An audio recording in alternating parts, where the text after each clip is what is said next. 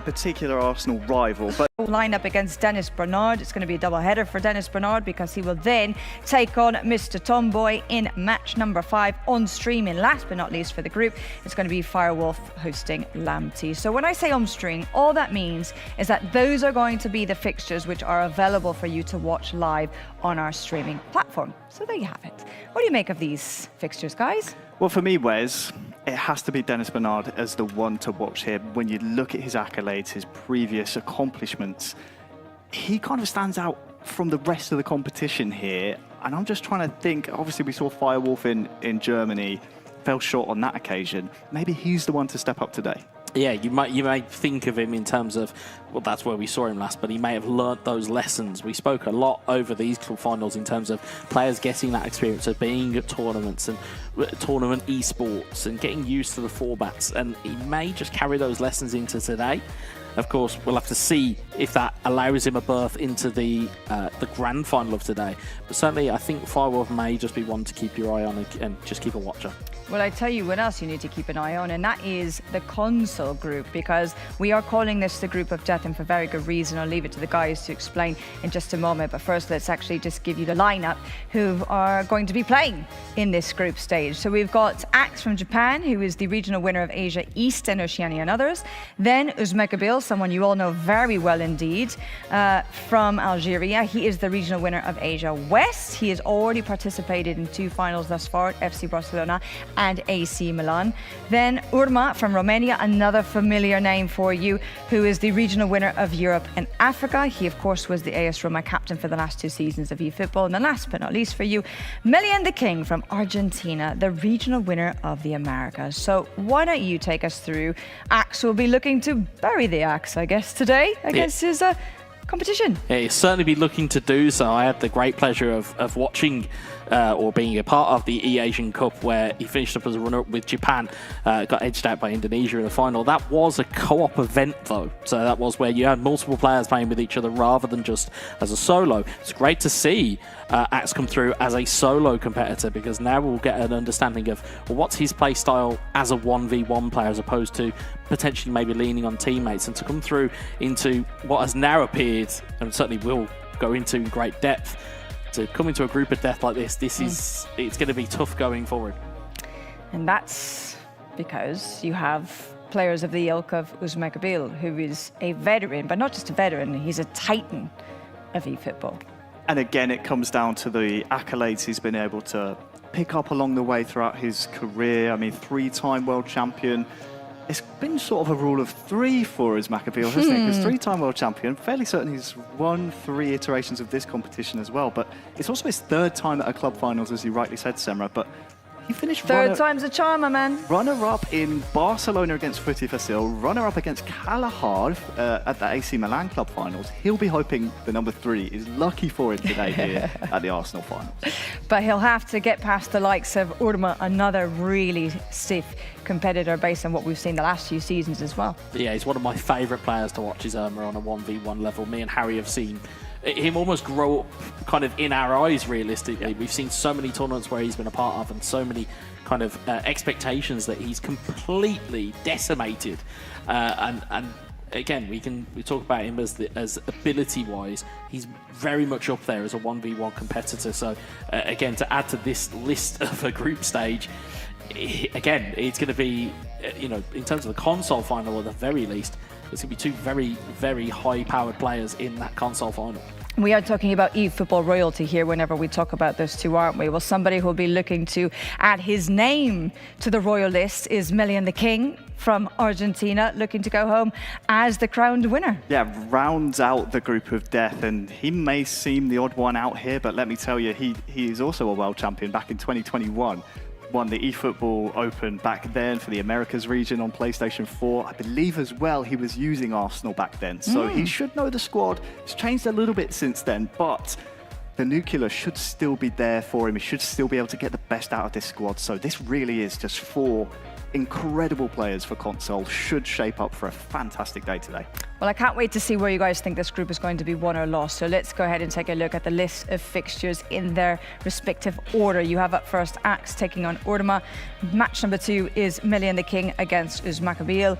Then fixture number 3, Axe takes on Uzmakabil on stream, followed by another match on stream, Urma lining up against Million the King. Then for match number 5, Axe takes on Million the King, and last but not least, Urma Uzmakabil on streaming. That is where it's at, and very potentially that's where the group could be decided. It could well be, and when we look at some of these fixtures, Wes, I mean, it's so tough to call. I can't expect you to pick out just one. I know Semra's just picked out Urma Uzmakabil, which is, I think if you've followed this competition in the past, you know those two have experience. But when we've listed Axe, Million the King's accomplishments, how promising they look, it's difficult to pick out one match from this set of matches in the group stages that would be the headline act. It's almost laughable as to how high-powered and how high-quality this is going to be here today.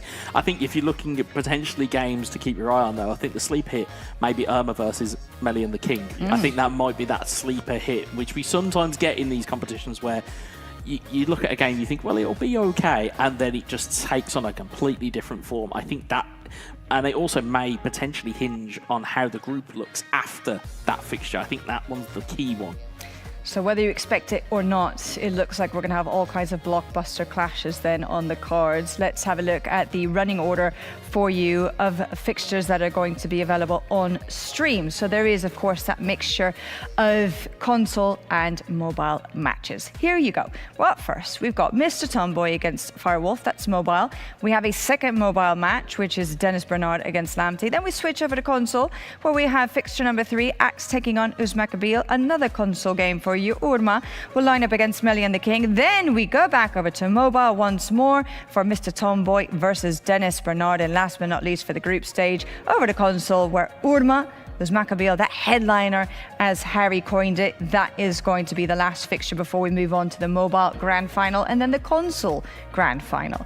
Now, we obviously have so much reason to feel really excited about everything that's coming up, but I do want to just keep your interest on the edge for a moment, because I do want to give you all the reminder that the players are not the only ones who can win something here today. You, in fact, also have the opportunity to earn points yourself. How do you do it? You can go ahead and pick up your eFootball points, 500 of them, by joining the viewing campaign. All you have to do is click on that banner right there below. You join the streaming through the game itself, and voila! 500 eFootball points for you to enjoy. Apart from that, of course, there's always news and developments about the game, about the competition that come up all the time. We want you to make sure that you're up to date on the latest, so please do head over to our social media platforms, the various platforms that we do have, and that way you won't miss out on anything at all. So guys, I do believe it's time for us to get ready for our grand curtain raiser of the day. Drumroll, please. And please welcome Mr. Tomboy versus Firewolf to kickstart our day. Enjoy! I'm Viren. My YouTube channel name is Mr. Tomboy. I'm from Hyderabad, Telangana state. As a content creator, I'm very proud to represent my country, India, in Arsenal Club finals. Huge thanks to all my supporters. I'm here because of you. I'm really excited to play my matches, and also a big thanks to Konami for giving me this opportunity. And do subscribe and support Mr. Tomboy YouTube channel. 大家好，我是来自 CMC 战队的烽火蓝，我很高兴这次能够参加由克乐美举办的阿森纳俱乐部赛事。这次我将代表欧洲与非洲地区参赛，我很期待能够为大家奉献几场精彩的比赛。希望我们能够赛出风采，赛出水平，狭路相逢勇者胜。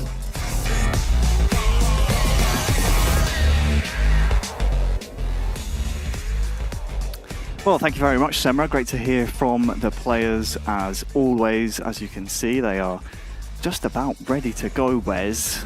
The question I have for you is, as we look at Mr. Tomboy versus Firewolf, can Firewolf have that short-term memory that is needed at this level to go one step further and actually qualify for the World Finals? He's tried it once in Munich as we're underway. Question is, can he go on further here as he might actually have an opening chance? And well, what a way to open the finals. I believe that is Firewolf in front. And I think he's answered the question for you, Wes. 1-0 already. Yeah, it's a really quick start from him. Really, really off to the races. It's a very quick interception and then finds the back of the net. Just see it there again, gets through one-on-one, manages to put the ball straight to the back of the net. And that is exactly that short-term memory loss that you said that they needed, Firewolf, in terms of that ability. Found the back of the net really quickly. It's only, what, 3 in-game minutes gone. And as we said before, mobile games, they go so quickly. He's got to be really careful to keep hold of that, that 1-goal lead.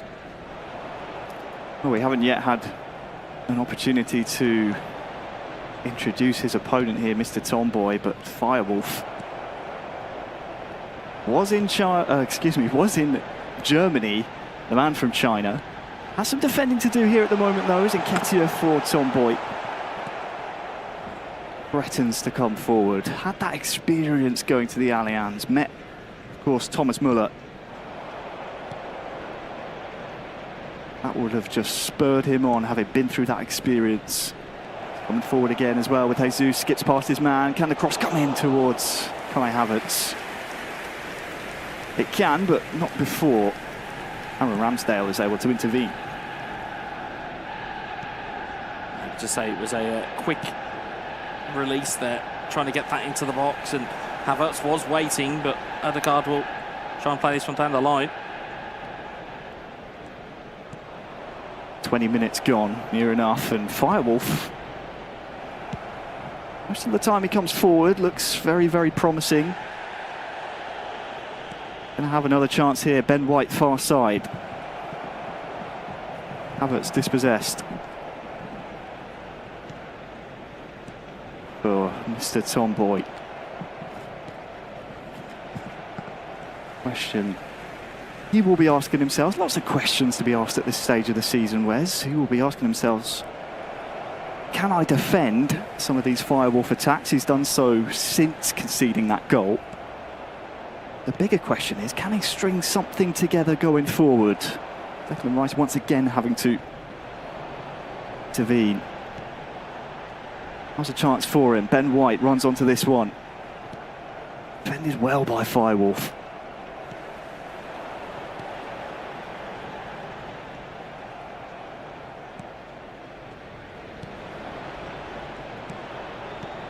Firewolf again has found Ødegaard out here wide left, but final pass just not there at the moment. Ødegaard now for Tomboy. Chance in the final third. The cross can't beat the first man.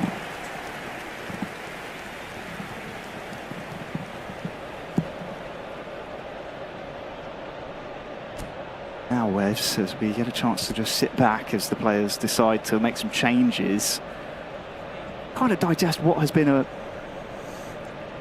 I don't want to say attritional first half, but definitely the happier of the two is Firewolf because of that goal straight away starting the game. Perfect start to our club finals. Yeah, it was a perfect start for Firewolf. He needed that early goal just to set the tone.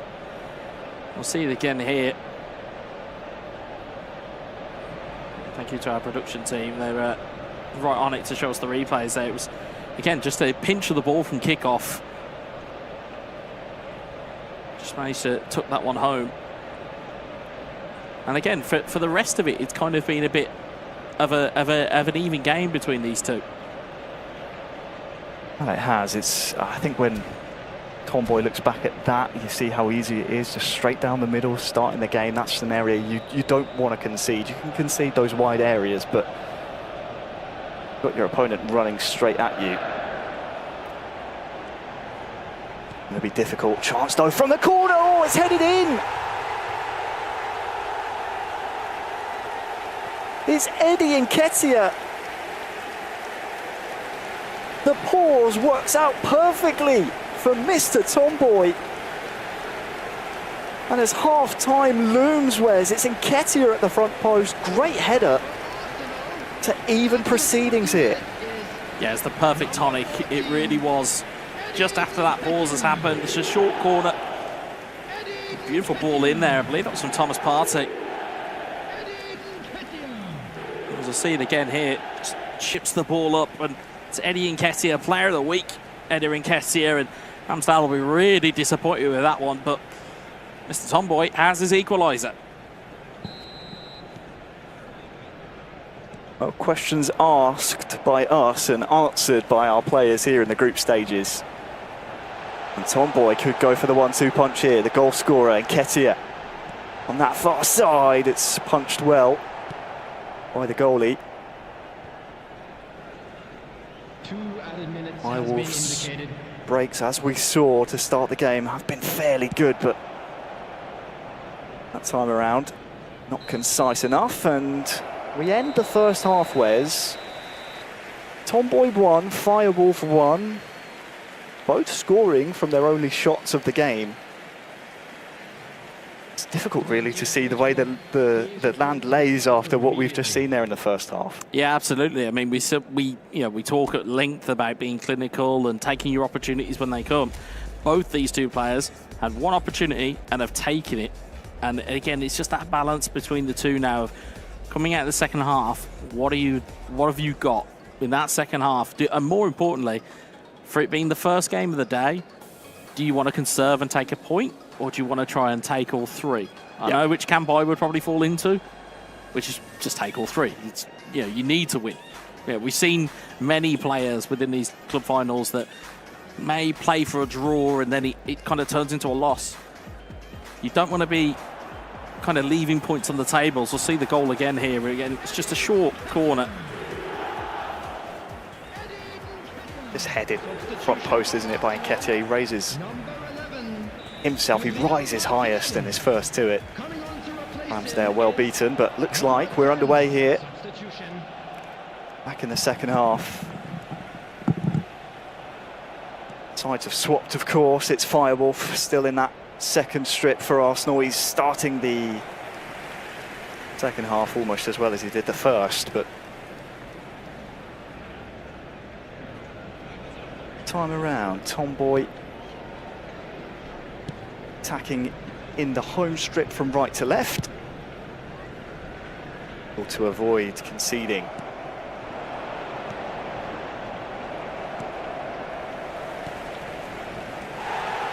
Tomiyasu. Boy, these last 15 or so in-game minutes since and leading up to the goal.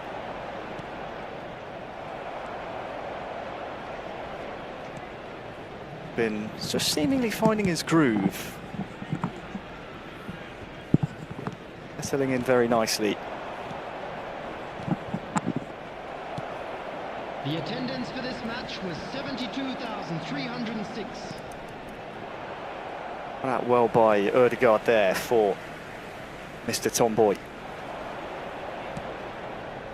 Yeah, looking to try and through Neil Smith-Rowe.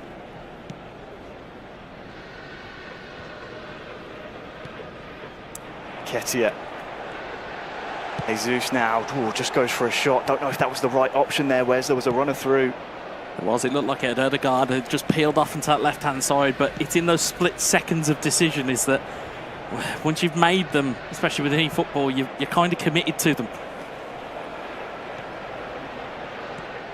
20 in-game minutes to go then. Of course, we spoke about the console group here at the Arsenal Club Event Finals being very, very difficult to split. Same applies to this mobile group stage. So many talented players. You have to be to get to this level.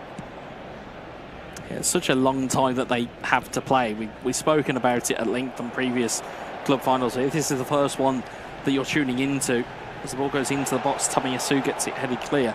There's so many games that these guys play just to get in preparation for these types of events. You can't just turn up and expect to win. And Nketiah goes for goal, but too much pressure on him. Right, Wes, as we take another look at what was potentially a good chance. The first touch was good to get it out of his feet, Nketiah, but the amount of hours and games that go into preparing and qualifying for this stage of the competition, it's more than a lot of people realise. And of course it's easy for us to sit here in cold blood and say, I should have done this, could have done that, and no doubt the people at home as well probably saying, yeah, those commentators are right. It's very easy. It's very difficult when you're in their position in the heat of the moment. Yeah, if you don't have a phone in your hand or you don't have a controller in your hand, it is very easy, folks, to sit here and go, that's what I should have done. That's what I would have done. Yeah. There's been events where I've been a part of where I look back on it and look at it and go, I could have done something different. And these guys will have that same type of feeling. They'll have a lot of game film to look on. Yeah. And they'll look back on it and go, that's what I should have done, or that's what I could have done. But the problem is that you almost get into like kind of tunnel vision almost, in the sense of you'll kind of forget what's happening and you'll just be focused on what your icon is looking like on the screen. You'll kind of almost disregard. It'll almost be like the kind of the fog of war almost, where you just forget where everybody else is on the pitch. Absolutely, you can see the action is about to resume, and if I remember correctly, we're down to about the last 10 in-game minutes, Wes. So with how quickly that clock does tick down, I have to say the next big chance could be the one that decides it. It's Firewolf coming forward. Havertz can't latch onto it. Number 21, number 29. Just waiting for the press here is Tomboy. Number 17, Cedric Suarez. No doubt has in the back of his mind that this may be the last chance of the game for both players. Last chance to maybe snatch those 3 points, which could be very valuable here in this round robin group stage. That's a through ball towards Suarez, and who can find it? It's Nketiah! Mr. Tomboy has stolen those 3 points. Come with the hour, come with the man. It's Eddie Nketiah once again. As we said, it all just depends on what your play style is. Do you want to kind of tuck up and take a draw? Not Mr. Tomboy. Not at all. Again, it came from a bit of fortune. That through ball towards Suarez. You see me just losing my head. You saw Cedric Suarez just down the right-hand side, and you can see the defender, tired legs. It just made its way through him. But again, composure here. There's so many different things he could have done. He could have shot across goal with Cedric Suarez, but no, he went for the guaranteed opportunity, which you've seen so many times within eFootball esports. And Eddie Nketiah knocks it home. And in the last kick of the game, takes it away from Firewolf. Well, what a bounce back from Mr. Tomboy. Seeding in, what was it, the 3rd minute of the match? Straight away was a miserable start for him. To have that resiliency, to steady himself, to know there's so much more eFootball to be played, not only in the group stage as a whole, but as this, the opening match. Wow, that's some great mettle shown there. And Nketiah with the brace gets him all 3 points. Yeah, it was a good show of mentality from Mr. Tomboy. Again, you go down 3 minutes gone, you go 1 goal down. You do start to think to yourself, oh, have I set out correctly? Have I done this right? And all those doubts could easily flood into your brain. Not for Mr. Tomboy, however. He stuck to what he knew. He stuck to the game plan, and then just slowly got himself back into the game. We'll see the highlights on the screen here. You can see, it was literally just a dispossession from kickoff. Now, granted, you could certainly look at it and go, oh, well, it was a bit of almost a flash goal, as it were, in the sense of, you weren't really expecting it. You get dispossessed from kickoff, and then you might think to yourself, well, I'll just stick to my own game plan. Because it's so early in the game, you might think, well, I'll stick to what I know. And that's what he did to get himself back into the game. And again, it all came from a pause as well. There was a pause just before that corner kick was taken. Yes. Brilliant idea from him to go short, dribble into the box, and then just chip it up and look for his header at the near post. You think we'll be seeing quite a lot of that today? Obviously, we saw Nketiah with 2 headers for Mr. Tomboy. Does enough to earn him the 3 points. Do you think that's going to be one of the focal points we see here today throughout the Arsenal club event? finals throughout both mobile and console. Well, potentially. I mean, you look at the players. I mean, we already saw the aerial prowess there of Eddie Nketiah, but you look at Kai Havertz, you look at players like Kirior at centre half, or in terms of like some set pieces. You've got Saliba, Gabriel. You've got so many players you can call on from a set piece. It wouldn't be the most stupid idea to maybe lean into set pieces if you're using Arsenal FC. So, Semra, Mr. Tomboy, it's the case of the boys again. The boys from India coming through, and so far, so good. 3 points. So we know who Harry's going to be hedging his bets on then throughout the day. Us boys got to stay together. I tell you what, though, it's not how you start, it's how you finish. And we do love a lot of late drama, don't we? Because it just adds that extra element of spice to everything that we're watching. So we obviously saw how this one panned out. But what happened in console, guys? It was a 5-goal thriller. Urma came out on top. He just slightly edged it against Axe, meaning he takes those 3 crucial points to put him top of the leaderboard for right now. I'm looking at both of you trying to decipher that reaction. Harry, walk me through that facial expression right now. What's going on there? It's crucial because I don't expect a lot of 3-point swings within this group. We said how strong everyone is within it. I mean, look at the names. If you know eFootball, esports, you know how good these players are. If you've come up against them online, you know how strong they can be. 3-2 is a scoreline that obviously says both of these men came here to play, but 3-point swings, I think they're going to be quite rare in this group, and it's going to be whoever can benefit off of those 3 points is going to find themselves in a very, very strong position later on. Yeah, I mean, from a kind of a psychological standpoint, to get the first 3 points on the board in that console group, it's going to be a massive plus point for Urma. For Axe, of course, it would be a source of disappointment. Of course, we don't quite know how the goal swing happened. We don't know if it was, a 3-goal comeback from Urma or whether it was just back and forth, box to box. But either way, the result really tells the story there is that Urma has the first 3 points of that group, and it kind of puts everybody else really on notice to say, look, if you don't come out and win your games, you're going to be in trouble. So it's good to start it strong, obviously, because you really set down a statement of intent. But I think what I've liked so far is the fact that both of them have been marginal wins. So it does show you that both a mobile and console, just how tight and competitive it's looking like it's going to be today. And of course, for the neutral, that's what we want. So just before we head into the next match, which is also going to be mobile for you to watch, between Dennis Bernard and Lamptey, who is finally going to show us what he's capable of, considering we didn't get the opportunity in the end in Germany. But based on what we know of these two, what kind of match do you think we can expect? I think it's going to be a real opportunity to see. I mean, we can see the accolades on paper from Dennis Bernard. What kind of game plan he brings to the table? What kind of intent does he have? And then for Lamptey, it's kind of a chance for us to catch up, because we don't know, do we, Wes, in terms of what he can bring to the table, because we only know the name. He was supposed to be in Munich, but wasn't able to attend. So it's about to... it's okay. You can say you don't know. It's all right. It's all right. This is it. This is what this is all about. The truth will prevail eventually. Exactly we're also right. here to learn, just like everybody else. That's right. We don't have enough information as of yet. We're still figuring it out. But I suppose that's part of the thrills, isn't it? The fact that we do have, at every single finals, new people turning up, new people qualifying for this stage, and it just shows, I guess, as well, how healthy the competition is around the world, Yeah, it's very much a Pandora's box whenever we turn up to these events, because again, if you get brand new players who have not really got a kind of a back catalogue, shall we say, in esports, it kind of can put them on the map. So you of course, we don't know what's going to happen until we open the box. We open the box today. We've got 2 really tight games in the first kind of games that we've already seen today.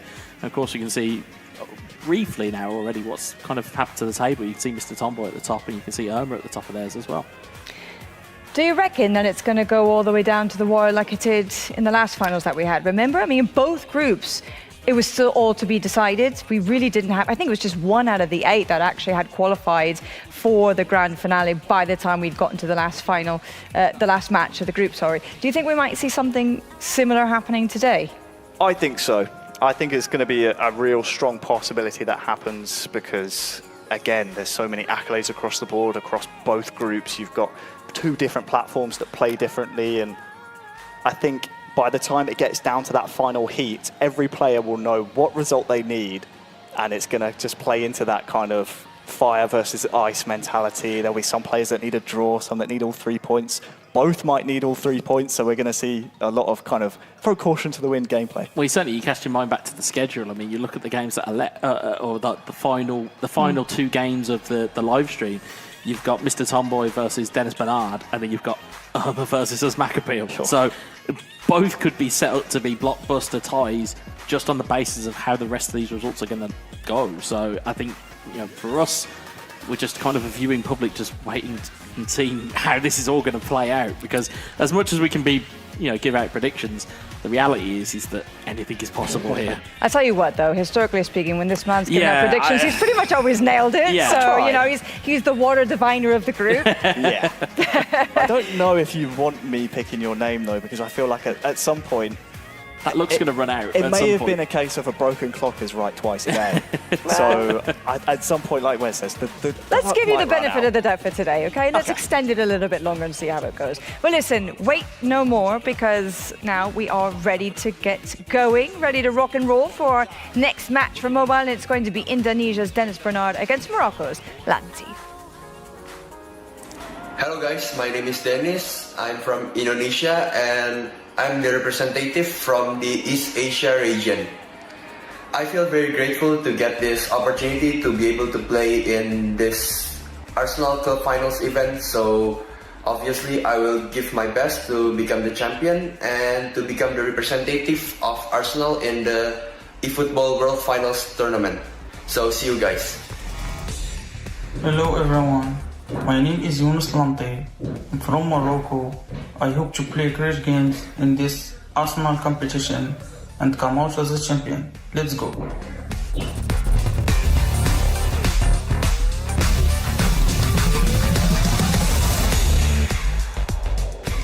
Hear from the players as always, Wes. We love to hear from them. We love to get a glimpse into what life is like for them before they play these games, what mentality they approach these competitions with. Both men look really up for this. They believe they can make it all the way, and you have to have that belief at this level. Yeah, that's it. You have to have, confidence which almost borderlines on arrogance, because you need to have that kind of bravado to really bring your best game. And I think between these two, in between Dennis Bernard, who you said historically has got all of the achievements, Lamptey, of course, is finally able to put his best game forward on the mobile as Jesus is in. Yeah, looks like it's Lamptey here from Morocco to try and open our scoring. And he's done so in emphatic fashion. It is Jesus in just the 4th minute of the match. Slides it past Ramsdale. Lamptey, who missed out Wes in Munich, now has a chance to introduce himself on the highest stage of this season we have. Yeah, that was an electric breakaway. And again, it was a defensive lapse, though, that really let Gabriel Jesus in. Lamptey won't care either way of how that's happened. He'll just care that he's put the ball into the back of the net. We'll see it again here. Defensive lapse there. Oh. I think that might have just been a bit of a missed key on the mobile there. You can see that's Ben White trying to get across there, but Gabriel Jesus will not be denied on that occasion. I do love my own reaction shots. Somehow I just look very shocked half the time. Because you just get a sense, though, when goals are coming, it's almost as though you have that appearance that you have it in the stadium where you kind of get on the edge of your seat. Of course, Wes, you've been there, done it as well. Former competitor yourself as Zinchenko just strays offside. So a lot of the reactions, a lot of it's quite empathetic from you. You've been there, you know what it feels like. It's a little bit, yeah. The last minute equalisers and last minute winners, I have a lot of empathy with players. Of course, not necessarily I was as successful as these guys on the sticks here or on the mobiles. However, you do get a sense of a little bit of camaraderie with everybody, is that you kind of just want a good game of eFootball to watch. It doesn't really matter who wins and who loses. You just want to see a good game. That you do, and it's, well, set up one way or the other with an early goal. It's the 4th minute of the match. It's Lamptey, 21-year-old from Morocco. puts himself in prime position against Dennis Bernard, who I highlighted from our research, Wes, as one of the players to watch. Of course, Indonesia national champion, 22 and 23. Has experience at this level, so nice double touch and a stunning strike from quite a ways away. It goes to show that Dennis Bernard knows he needs to come at Lamptey now for the rest of the game to try and get something from this. Yeah, and if there was a nation of players that you would back, Indonesia is well up there in terms of their abilities, both on console and on mobile. I would not be surprised if we see a Dennis Bernard equaliser at some point during this game, because he certainly knows his way around. Good little dummy there, wins the free kick.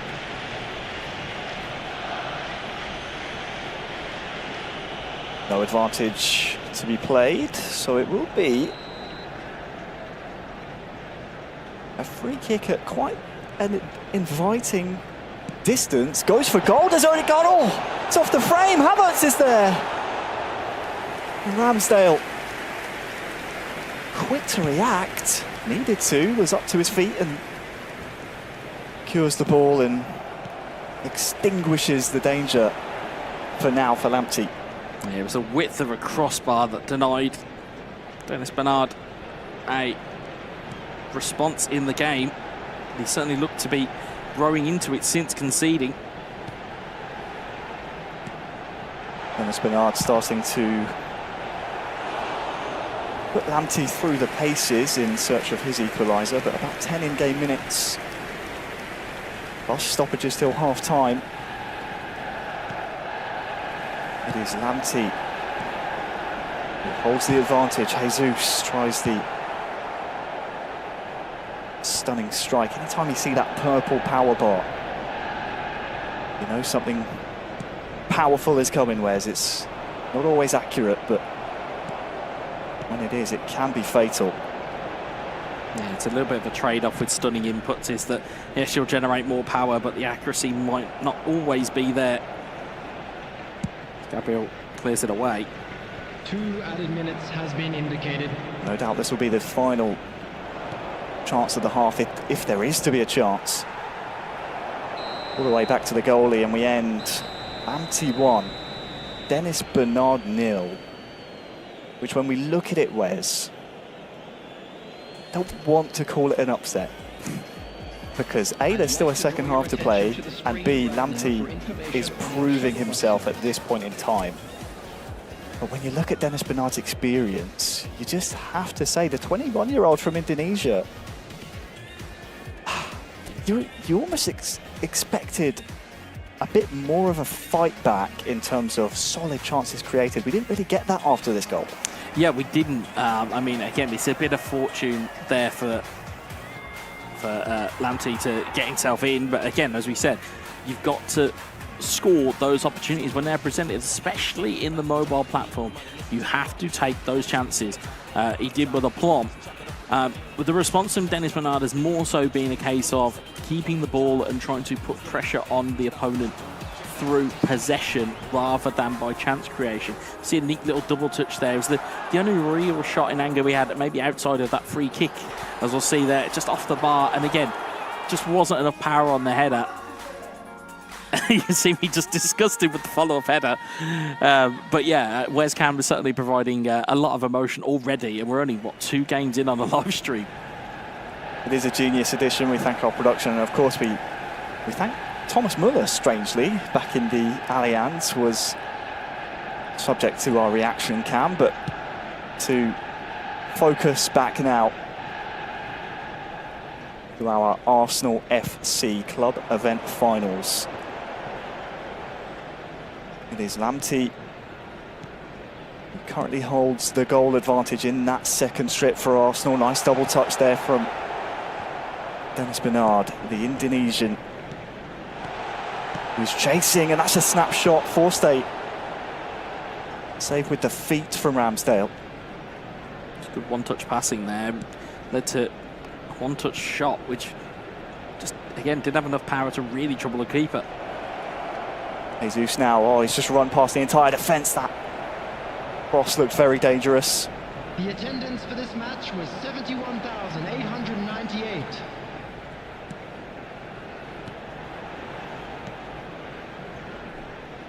Rice out to White now.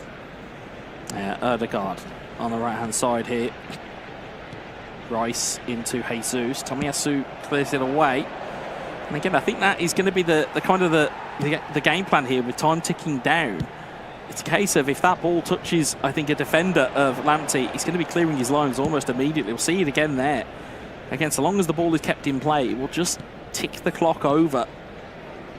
Rice plays it forward, and Dennis Bernard looking to try and find an opportunity here. Jorginho, Erdegaard in towards Jesus. Great double touch, control off the post. Huge opportunity there. Arguably the best of the game so far for Dennis Bernard, but needs to keep his wits about him now. Defensive duties followed through by Tomiyasu. But it is a great point you raise, Wes. We often speak about it. The mobile platform does just have quicker gameplay, quicker in-game clock, and it's just 10 in-game minutes to go now until Lamptey potentially secures 3 points. Jesus here for Bernard. Back to him, looking for Ben White pushed up, but oh, he's lost it on the other side. Havertz, who can he find? It's Jorginho! Oh no! Oh no, he's just dragged it wide. How's he missed? How has he missed, Wes? I'm in disbelief at that opportunity. How has he missed? The goal was gaping. The goal was there. All Jorginho has to do is just side foot it in, and instead he's just hooked it wide. You have to wonder at this stage of the game, with most of the chances for Dennis Bernard coming from outside the box, double touches, free kicks. Our first real solid open chance, as we'll take a look now. See it again here. He's got more of the goal to shoot at. There's no pressure on him. And you can see me mouth there. How has he missed? It's absolutely right. How did he miss? I'm absolutely dumbfounded. But again, as players, with the greatest of respect to Jorginho, maybe not the player you want latching onto that ball in and around that area. If that had been Gabriel Jesus, I think that's maybe a different conversation. Yes. But with Jorginho being that high up, and of course those types of chances at Prem, bear in mind the chance came from a bit of a lax giveaway from Lamptey with Ben White on the left-hand side. That's right. That is a real gimme of an opportunity, and it's just gone by the wayside for Dennis Bernard. Well, with only 5 or so in-game minutes left, will Mr. Bernard live to regret that missed chance? That was a real solid chance. And the reason we reacted as we did, Wes, is because not only is time against him, but also those are the chances you have to take at this level. Will he get another one? Jorginho just trying to force the issue. It's party though for Lamptey, playing for territory at this point. Oh, that's a rough giveaway, and it is all over now. Lamptey with the 3 points here. His first match of the group stages secures all 3 points. We've been waiting months to see him compete, Wes. He introduces himself perfectly. Yeah, it's a big statement win, that is. Again, in terms of the way that we spoke about Dennis Bernard, in terms of, we talk a lot about paper. We talk a lot about the accolades of these players. But it's about how you execute. And clearly, Lamptey had that game plan of get a goal. Yeah. And the minute it touches a defender, it's going all the way back up front. Doesn't matter whether it lands with his player.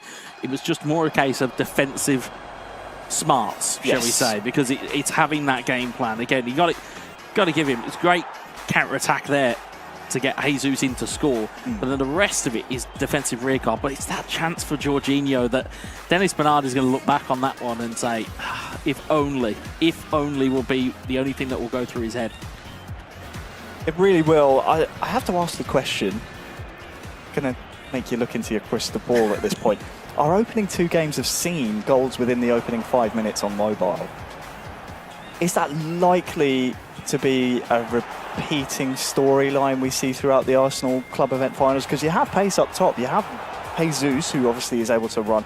You've got pace all over the place with Arsenal. Do you think that's going to be something that mobile players will look for as an effective tactic, but also look to defend? Yeah, I think you've got to make a choice. You've got to, if you've got kickoff, again, when you're playing against Arsenal, you have to retain the ball in the early period because, as you said, you've got Saka, you've got Martinelli, you've got Odegaard, you've got Nketiah, Jesus. Obviously, you can't field all those ones at once, folks, but the point is that there's many different weapons that you can seize on. And certainly these guys are very much proponents of get a break, counter-attack, and damage. And that seemingly is the kind of the ongoing storyline we're seeing in mobile at the moment. Well, Semra, we'll see what more damage there is to be done in the mobile group. But for now, Lamptey and Mr. Tomboy looking pretty good for their opening matches. Looking pretty good indeed. Another marginal win, another clean sheet. But talking about damage done, my friends, 6-1.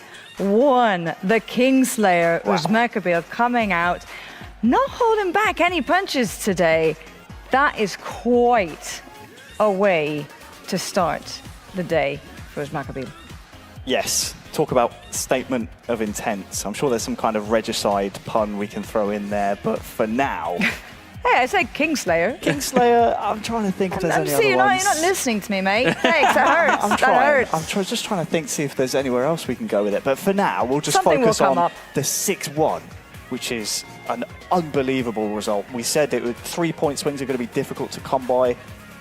Uzmekabeel says, that's easy. Been here, done that.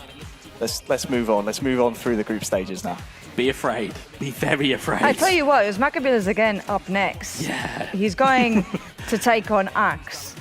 I mean, if you're Axe right now and you see that result, I mean, what do you think is going through your head? Do you try, as a player, Wes, do you try not to think about that? Do you just try to focus on your game and what you have to do?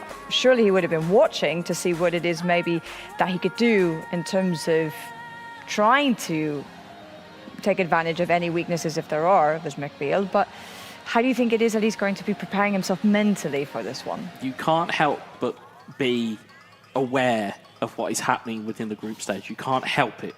Regardless of you say, oh, I'm going to be focused on my own game, you can't help but look. It's Keep kind one of, eye on. It's kind of like looking at the end of the movie before you've watched the rest of it. It's like you can't help but just be, I need to watch. The issue is, though, is that Axe was only, what, a goal difference? A goal away from taking a point away from Irma. Yeah. It's going to be interesting to see how styles clash because, again, you know, we talk about Asian eFootball and their abilities and how they prepare. We certainly know all about Uzmekabeel and his abilities. It's that fire and ice that we are probably going to expect it to be. It's just a case of, you know, who's swinging the hammer the hardest, I suppose, between these two. Or the Axe. Or the Axe. It's certainly hoping, for at least from Axe's perspective, he'll certainly be looking to try and be the person swinging the Axe. I think the problem is having lost that opening game of the group stages. Axe now is in a position, Semra, where he almost has to win to just stay in the hunt, or at least take something away from Uzmekabeel. And then, as you said, when you look at those results going in elsewhere, when he's winning by 5-goal margins, it's almost a task that you don't want to be in. You don't want to be in this position at this point. Obviously, you have to play the hand that you're dealt, but I mean, there's better ways to try and qualify. Certainly better ways. But I tell you what as well, right? Uzmekabeel is in a really fine position right now because if he puts 3 more points on the board, he's got 6 points. Then you have Axe, who would still remain empty-handed, and then Melly and the King would be up next. I mean, if you're one of the two of them looking at the table and you start to see Uzmekabeel pull away, potentially Irma, the pressure starts to mount. Surely I imagine as well that has some kind of effect on you mentally as well, emotionally potentially even too. Yeah, it puts you under your own pressure. Not only are you worried about your own performances and your own points, you're worried about what's happening across the group. You'd never want to be in a position where you're looking for favours from other players, because again, as much as it might be a case that Melian may go and win 2 of the games, that then puts Axe's place at jeopardy, and then puts Irma's place at jeopardy. They won't want to give anything or any quarter in this type of group. Looking at how it is kind of playing out in front of us, you'd probably say that Irma, for lack of a better phrase, especially from the result that we've looked at, is probably the one who's the more vulnerable because of such is the scoreline that we've seen of the 6-1. Yeah. Irma only winning by a goal is certainly the one that you would maybe say, oh, might be a bit of a weakness there. But we know Irma quite well. Yes. There's no such thing as weakness when it comes to Irma because he's an incredibly good eFootball player.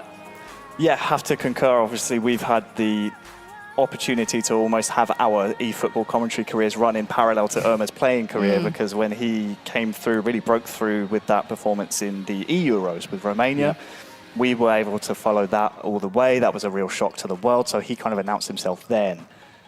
As you say, doesn't really face much pressure. I think this next match is going to give us more of a lay of the land in that console group stage, because as you see, as Maccabiel Irma at the top, you now have Axe, who needs a win, or at least needs something from this next game. If you were able to get that, it really does blow the group kind of up for grabs, because he brings himself into contention, puts more pressure on Nelly and the King, who then has to go up against Irma.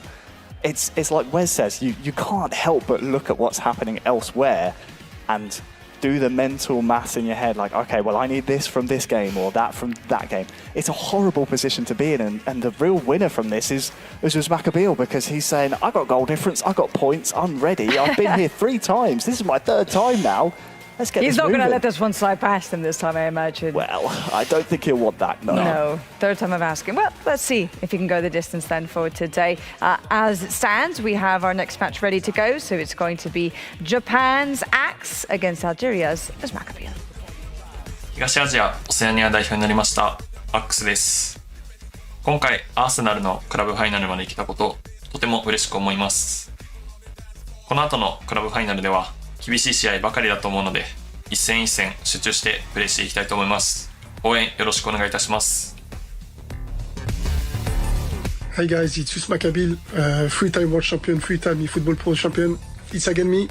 This time I will try to represent Arsenal in the club event. It's a little bit special for me because I won my 3rd title in 2019 in London, the Emirates Stadium. So I will do my best, of course, to bring the title in Japan with this jersey. Good luck to all my opponents, and see you there.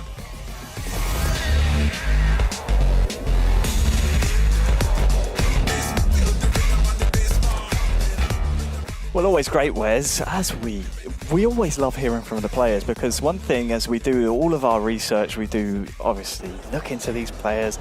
Completely went over my head, because you and I were both there. Well, you were there as a commentator. I was there in the audience watching an incredible final at the Emirates. That's right. It was a very, very good final. At this virtual stadium, as Maccabiel has had very, very fond memories indeed. Except the real world version. Because in 2019, he won his 3rd world title. He'll be hoping that this will be another accolade to add to his collection. Going up against him will be Axe. He said tough games in this group. He will try his very best. And I'll tell you what, no games come much tougher than this one. It is Axe in the Arsenal home strip, taking on Maccabiel in that 2nd strip. Call it the banana skin, is that right? Or is that's from a few seasons ago, I think. Either way, the yellow strip with the dark shorts for the 3-time world champion. Threads the ball through and I think kind of signals to his adversary here, Axe, that he's coming to make sure his spot in the final is secured. That's a low cross towards Jesus. Yeah, the one thing we know about Maccabiel is preparation is key for him. Like, he will know every nut and bolt of this Arsenal team, and he'll know exactly how he needs to use them. Axe, of course, on the other hand, as we said, is no slouch. Was part of a Japan national team that got to the final of the 1st ever E-Asian Cup. So he will certainly have had running mates that will certainly give him some help in terms of preparation. You look at the likes of Lever, you look at Japan as a nation. They are very, very good at producing good esports athletes.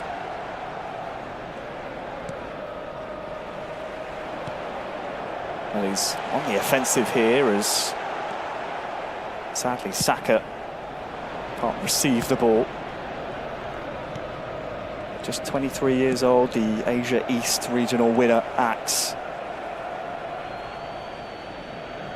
Has a tough game, having lost 3-2 in his opening game elsewhere in the group. He's now faced with the task of having to go blow for blow against one of the, I don't know if I'm exactly right in saying, most decorated players in the eFootball esports scene. Axe now with Havertz and Saka.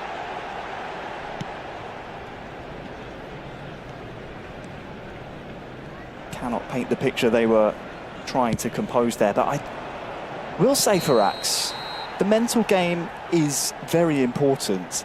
And one thing that will be weighing on the mind of Uzmakabeel is the story of this season so far. First club event finals, FC Barcelona, here in Barcelona, made it to the grand final. Was not able to convert, and that's a long-range strike from Axe. Recycles the play here as well. Zinchenko to Ødegaard inside the box now as Jesus will actually win the ball to Ødegaard, and Jesus! Oh my! He needs a result here, Wes. And Jesus was tenacious. He hung in there.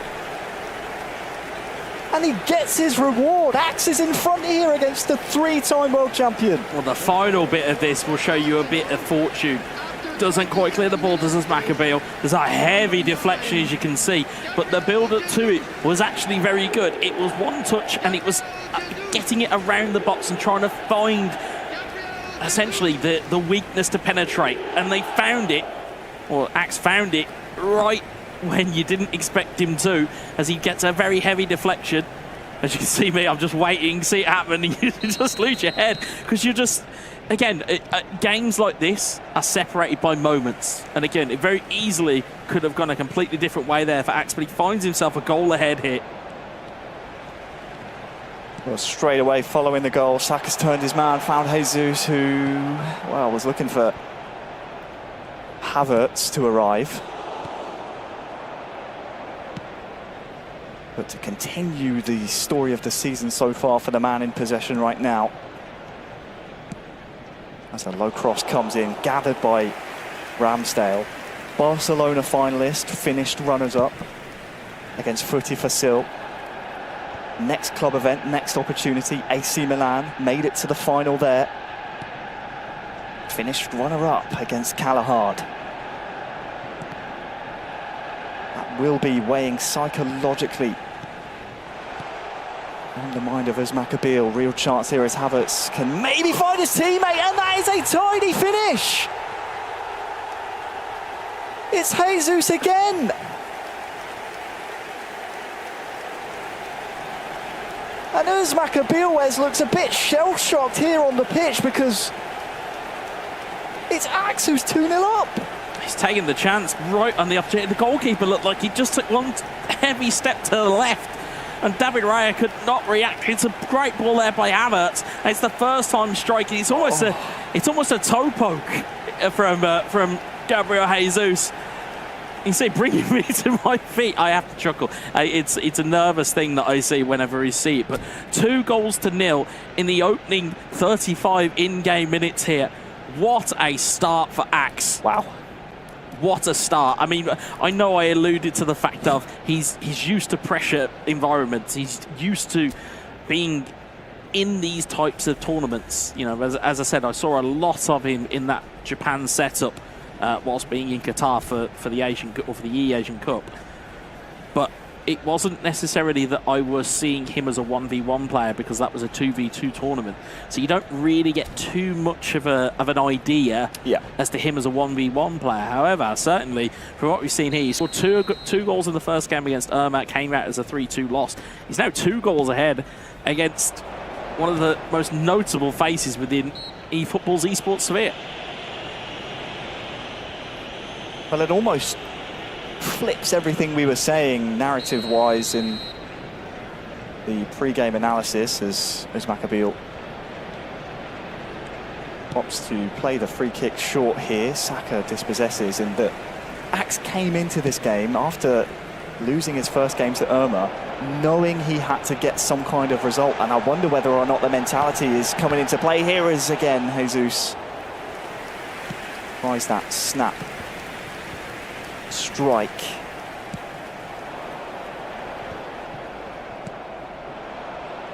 Knowing he needed a result may be affecting the game plan here from Axe. Interesting thing to note as well is that notable 5-goal difference that was there is just slowly eroding away here from us Maccabeal.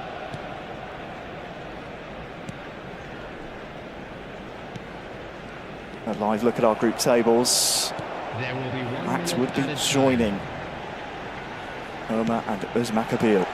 Axe coming forward again. Jesus, oh, good save, strong hand from David Raya. Just before half-time, he was wrong-footed for the second goal, but that one keeps us Maccabeal in the game. Never thought I'd be saying that. Yeah, that's a rare one. That's the black swan comment that you would hear within esports, is to say that save kept us Maccabeal in the game. Normally he is front foot, he is on it. However, he's been nullified for a large part of that first half. He hasn't had a shot. He hasn't had a shot, and there's been two real moments of fortune there for Axe, in the sense of, you know, goalkeeper takes one step to the left, a little bit too heavy-footed, and as a result, Jesus is able to score. And for the first goal was that heavy deflection which took it into Jesus' path, and, you know, kind of cast our mind back to that Dennis Bernard chance, as we'll see the ball come forward here from us Maccabeal. Straight away as Maccabeal is just dispossessed though. Tomiyasu, but yeah, the Dennis Bernard incident. Falls to Jorginho in the same type of place, goes wide, and that falls to Gabriel Jesus, who puts it in the back of the net. Well, Trossard far side for us Maccabeal. Martinelli introduced as well, no doubt some tactical changes made by us Maccabeal. Attacking from left to right in this second half.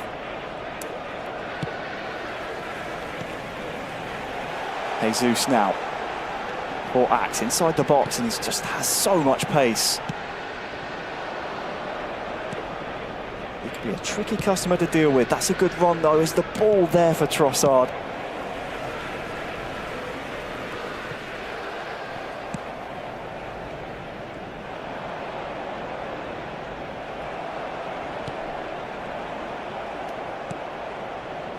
Declan Rice. Sweeping ball out towards Trossard now. Just looks a little lethargic at the moment as Maccabeal.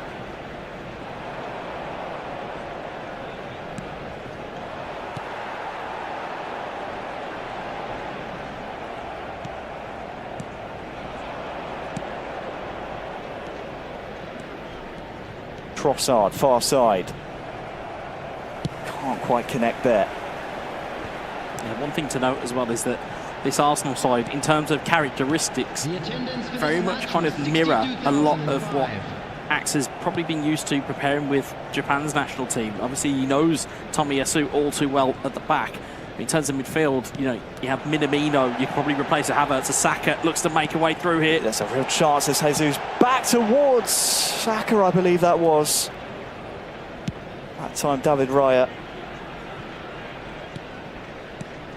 able to make the ball his, and now Trossard, who has been lively on that far side for his Maccabeal. Crossing towards Havertz, looking for the knockdown. But these breaks from Axe have been absolutely deadly. Saka looking for the ball towards Havertz, just beyond him, just too far. One to keep your eye on as well, you look at Axe's back line in terms of how high up that line is. They are practically on the halfway line at every juncture, so any time that pace is looking to be used by us Maccabeal, it's kind of being nullified by the fact of the ability to be able to track back. We're seeing Trossard under a lot of pressure there from Ben White. Crossed in towards Havertz. Smartly cleared there by Axe. Still within his own half, so still has Uzmakabeel on his back to deal with here, but this is one of the most intriguing club event finals we have, and we knew it would get down to this stage. We'll keep using the term musical chairs, but the spots in the World Finals mostly have been filled. You now have Uzmakabeel, third time of asking, finds himself 2-0 down. Not only that, within the game you have so many player cards, player items to choose from in the arsenal, if you will. Yeah. You also have the likes of, do you play Ramsdale? Do you play David Raya? Obviously a real life question that's being asked as well. There's so many different things. Do you go with Cedric Suarez at the back? Do you go with Tomiyasu and play him at right back or left back? Do you stick with Ben White, or do you go with Gabriel or and Saliba? Do you play Trossard? Do you play Saka? Do you play Partey? Do you play Royce? There's so many questions that go through this Arsenal team, and that's why they're such a good team to use within this game, because there are so many different options that you have. You have Smith Rowe, Havertz, you have players that you can call on and put into different positions. Such is the fluidity of Arsenal as a whole. So it doesn't surprise me the fact that we're seeing many different types of lineups as Martinelli looks to make his way through. Yeah, look at this from Martinelli! He tucks it home! Gabriel Martinelli gets Uzmakabeel following that pause right back into this match. We've seen it from the three-time world champ time and time again. You can't count him out, and he's halved this deficit here, putting all of the pressure on Axe in this final 15, Wes, to hold on to these 3 points. Yeah, it was a good ball in towards Martinelli's feet. He's not the weakest physical specimen, but he is one of the quickest. You can see almost a little bit of almost like a speed boost just to get out of his feet. Gives Axe something to think about in the final 15 in-game minutes. And we've seen it before from Uzmakabeel. He has championship pedigree running through his veins. It's a case of whether he can find that pedigree here today. Well, there are a few bodies forward there for Axe, and he's actually got the ball back here as well. Those numbers are still up. Havertz looking to feed Jorginho again. Yeah, if you're Axe now, you've got to be careful of committing too many bodies forward. Yes, you want to win the game, but you don't want to put yourself in a dangerous position of conceding. Smith Rowe, as he stayed on side. Sadly not for fans of the man hoping to join 2 of his countrymen at the World Finals. Of course, we have Takaki back in FC Inter qualifying for the console. We also had double Japan qualifiers back then with Goo Games, Goo 038 Games, a fun in-game name to say when you're a commentator. Reinaguchi, if I remember correctly, is his name. Indeed. That we decided was a bit easier to pronounce. Far easier. Qualifying for the mobile side. So Japan starting a little bit slow when it comes to these club event finals, but are starting to gain pace. Axe here, I mean, as things stand, would be joining Uzmakabeel, would be joining Irma at the top of the console group stage, and potentially giving himself that opportunity to join those 2 at the World Finals. Yeah, exactly. And again, though, if you cast your mind, I mean, we're talking about games that are on the stream and games that are going to be happening. Next game we have on the stream is Irma versus Melian. And I'm sure that both of those players will be looking at this with very close attention, because, again, you know, depending on which way the result goes, realistically depends on how they'll want to, no doubt, play their game. Of course, Melian will need to go for 3 points, but Irma, of course, may not need to, well, he may certainly need 3 points out of it as well. After a slow start to the game from Uzmakabeel, he's going to have to really move up the gears here. 5 in-game minutes to go, currently trailing 2-1. In possession now, though, but he's given that one away. Read very well by Axe. And Havertz, can he find Martinelli? It is Declan Rice. pull back for his Maccabeal, but it's Declan Rice on the other side for Axe, who's able to feed Smith Rowe far side. Is he going to go for a potential chance? Had time to kill off the clock there, Wes. And be a bit of an experience. Be a bit of an experience as with, well, the final attack of the game now. Uz Maccabeal with Zinchenko just cannot find his man. And, well, that is a massive shock as the referee blows the final whistle. 2 Jesus goals sees Axe, who needed 3 points here, take 3 points away from the 3-time club event finalist, the 3-time world champion, Uz Maccabeal, and it blows this group just wide open now. It certainly does. It was fortune favouring the brave there. Those 2 moments of fortune were enough for Axe to get those 2 goals with Gabriel Jesus. And what a game it was between these two. So we'll see again from the highlights here. You'll just see it was the early opening kind of exchanges between these two, and it came from that one errant shot that we saw, but it was the recycle there. And again, it's the mistake there, not able to get rid of the ball, then the deflection. It was very, I hate to use this word within esports, but it was very lucky to fall to Jesus where he was. And he was just able to prod it home from just inside 6 yards. You'll see here again, it's good work to recycle the ball, and then Jesus is just there to prod it home. I think Uz Maccabeal probably wishing his defender didn't intervene, because it did look like David Araya had that near post covered. It looked like it was covered indeed. It certainly did. We got a perfect angle of it there. It looked like it certainly was. We always say, though, that we're, especially with iterations of this competition in the past, we wish players would take that risk a bit more, because oftentimes you can be rewarded with it. That time David Raya just takes too big of a step. We saw it then, but it comes from Axe just seeing that he's in the final third, in and around the box. Let's take a strike on. Let's ask questions of the defense. So many times in the past we were wishing these players stopped looking for the perfect opportunity. We're seeing it put into place there by Axe, and well, it's rewarded by 3 points. Yeah, and had it not been for that save just before half time, it could have been 3. Yeah. So, you know, it's not through, I would say, luck or that the game or the result has panned out.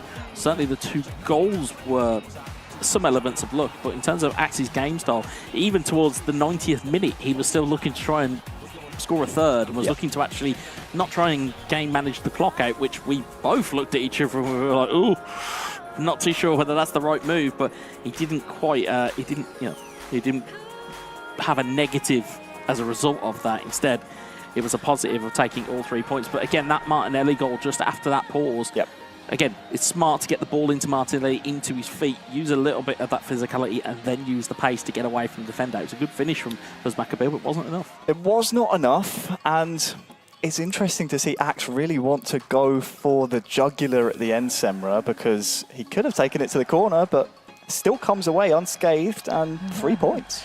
Axe chopping up Uz Maccabeal to bits, something like we weren't exactly She's on expecting form to see. today. She's on Thank form. you. Don't jinx it, man. Don't jinx it. It's still got half of the day left to go. But thank you. I appreciate that.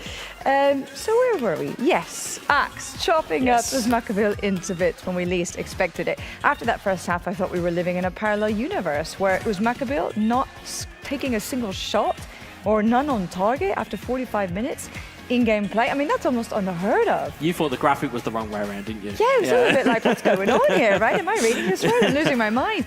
But, you know, credit to Axe, because he came back swinging after losing by a very small margin in the opening match of the day. He didn't let it get to him. He also didn't let the result of the previous match for Uz Maccabeal get to him, didn't allow it to affect his nerves, and he just came out with a full force. And really proved to be a force to be reckoned with. And now it keeps things very interesting in terms of how the table is lining up, because less pressure for Melian the King, who is up next. He has the opportunity to pick up his first 3 points. Then we could see a 4-way tie of 3 points with just 2 matches left to go after that. I mean, it doesn't get much better than that, actually.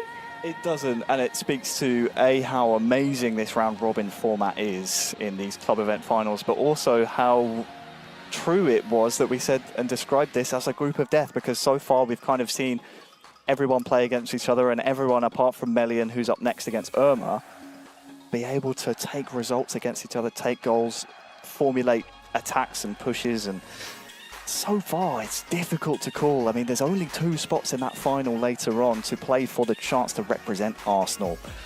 And so far, it looks like there's at least 3 in the console side that can be featuring later on. Yeah, and that in itself, I mean, of course, we talk about Melian. If they were able to come out, or if he was able to come out with that result in the next game, it really does open it up to last game shootouts for everybody. Just to cast your eye just down to the bottom of the table, of course, in the other mobile game that we didn't see, Mr. Tomboy and Lamptey shared the points in a 0-0 draw. So. No. The Really? game hasn't finished. Oh, is it not? Oh, is that a latest score? Yeah. So just hold your horses there, it's okay. my man. Thankfully, Sabra, you corrected me, and that is a latest score. We are waiting for the final result. Got so you. I do, however, believe that that's not exactly how it's going to look in a moment's time. Okay. So well, for now, we'll let's just put that one on the side. Let's just continue to focus on what's going on in the world of console, because now all of a sudden, Urdma, your guy, he's got a brilliant opportunity to move into pole position because he's playing next, and seeing what just happened with his Maccabeal crashing and burning. I mean, maybe not really, but still, just felt like saying You can that. talk to him afterwards. He's nothing to do with us. We didn't say that. No, but it's great to see that. So far, we haven't had any draws. It's been wins all around, but they've been sharing the wins. So no one's been able to pick up 2 on the bounce. It's been either a win or a defeat so far.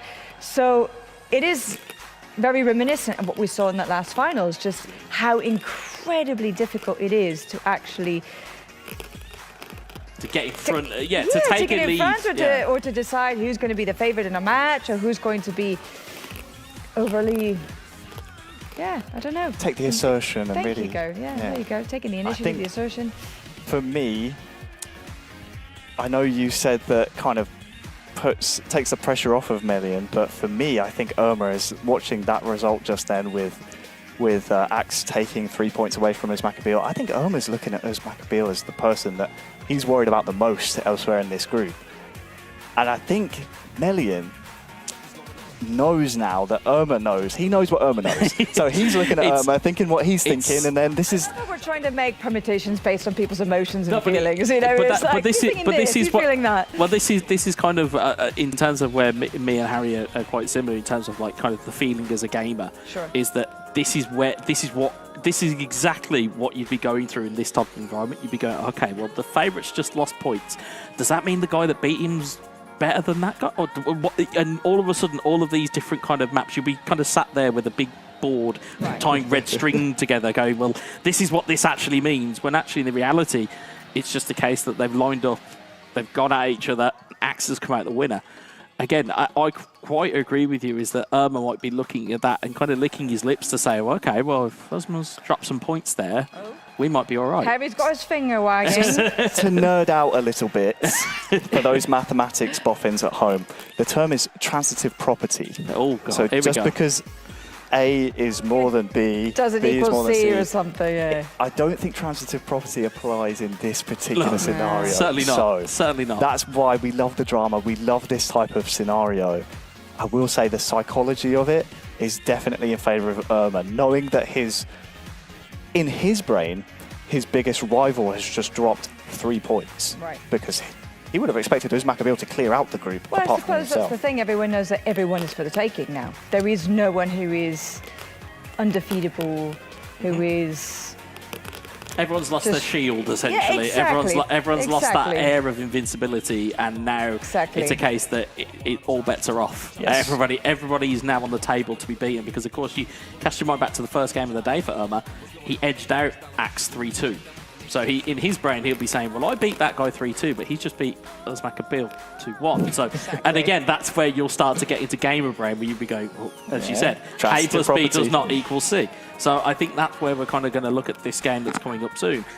And I think that's where the intrigue comes into it. You know, we don't really need to sell it any more than we already have, because the group table is doing that for us. Yeah. You could put that graphic up for about 10 minutes and just leave it there, and people go, ooh, that's a big game between those two. Throw all formula out the window. Transitive property is not a thing here at the Arsenal Club event finals. I tell you what is a thing, gamer brain. Gamer brain. Yeah, I like that. That was the one thing that just jumped out at me from all of that magnificent speech that you gave us. So Urma is taking on Million the King next. Million the King, as we said, in the group, the only one yet to pick up any points. So this is a pivotal one, because if Urma does get those 3 points, then he's well on his way to reaching the grand finale later on this afternoon. But if Million does manage to get those 3 points, a victory, that means that we've got it even Stevens across the board. So it could come down to goal difference, it could go down to points, obviously with 2 more matches after that. A draw could also throw a spanner into the works. I mean, there's so many different ways that this can pan out that it's quite difficult to actually predict. But based on how the day has been evolving thus far, what kind of fixture do you expect to see between the two of them? I think Wes described this at the top of the show between Irma and Million as the sleeper game. That's right, you did say that. And I noted it down because of the fact that I agreed, but also I wanted to bring it up again after the results had come in.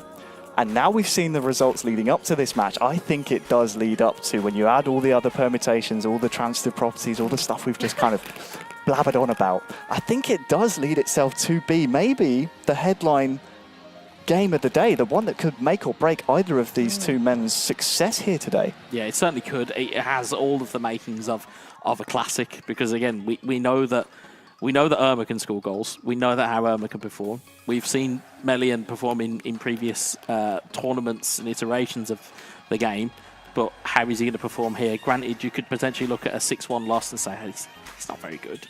But the reality is that he came up against Uzmakabil, who's, as we said, he's kind of on the Mount Rushmore of eFootball esports. It kind of is almost, you can kind of maybe disregard that game now and just say, okay then, Million, let's see what you've got.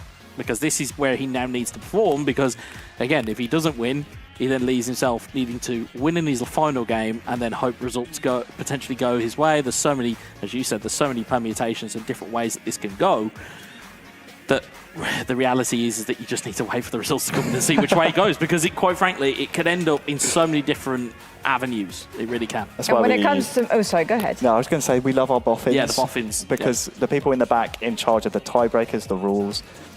What is a boffin, for those of us who don't come from England? It's a very smart individual who is kind of well versed in subjects. So it's slang for experts. Yeah. So when we say the boffins, we're saying that we've got some really intelligent people who are looking after the nuts and bolts of the tournament. So in other words, Harry Channon. Yeah, it's basically It's exactly it.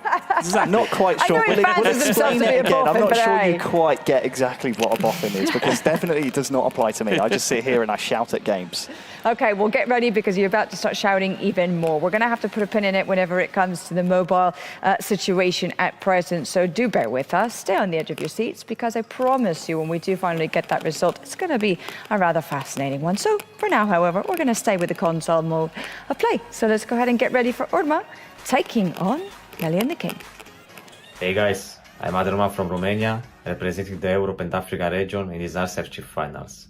For me, it is an honor to be among the top 4 in the world in console platform, and I will give my best to win the finals and represent Arsenal at the World Finals in Tokyo. I look forward to your supports, and let's go Gunners! Conocido como Million the King, soy argentino, estaré representando a la región de América en este torneo. La verdad estoy muy contento, muy feliz de poder haber llegado a estas instancias y de poder representar al Arsenal en este día. Espero poder dar lo mejor de mí en este torneo. Me he estado preparando mucho a lo largo de todos estos días para conseguir el título y para conseguir ese ansiado cupo hacia el Mundial de Japón. Los espero a todos en la transmisión apoyándome. Vamos por más.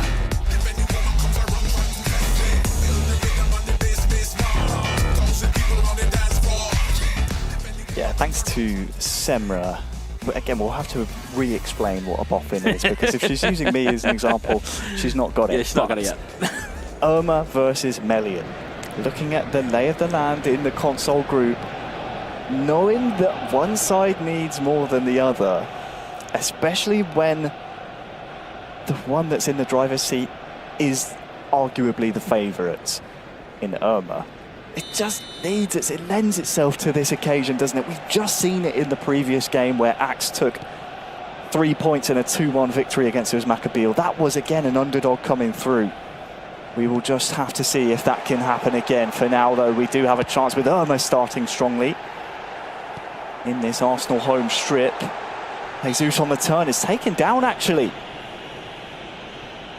And this will be a free kick to start the game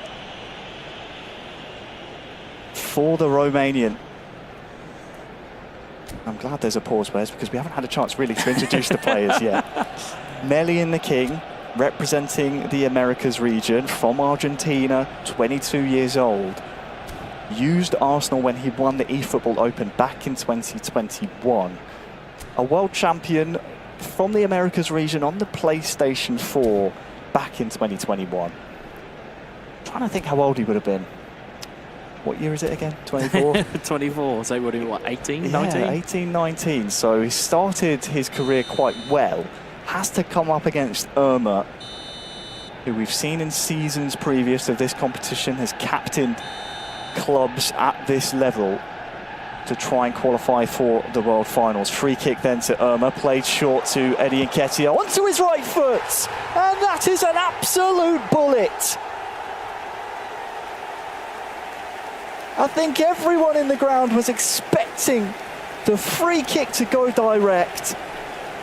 No one picked up Nketiah, and Irma makes Melian pay. It's 1-0 to the Romanian. This is why I enjoy watching Irma so much. He's a little bit of a throwback in terms of some of the tactics that he'll use.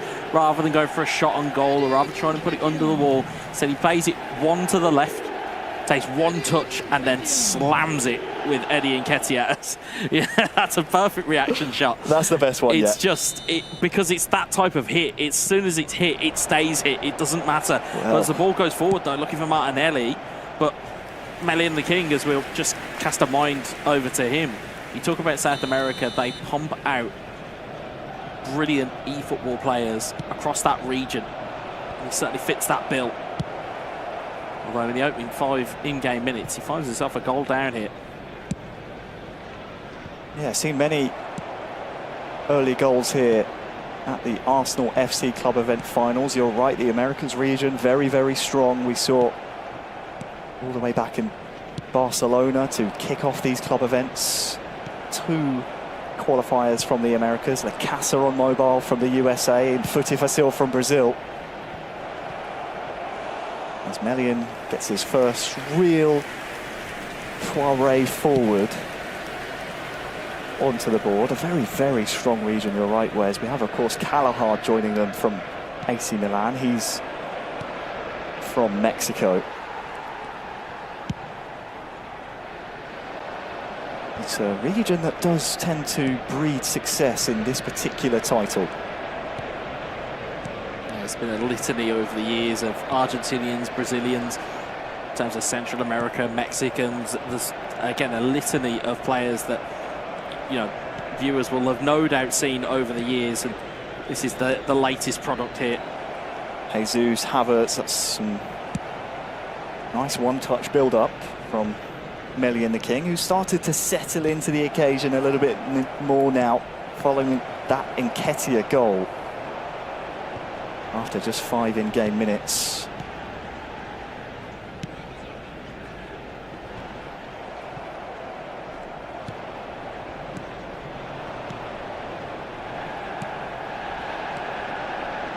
Irma's chance to build now. Odegaard can't beat Saliba. Look out for Melian's attack here, but that's some good defending by Gabriel.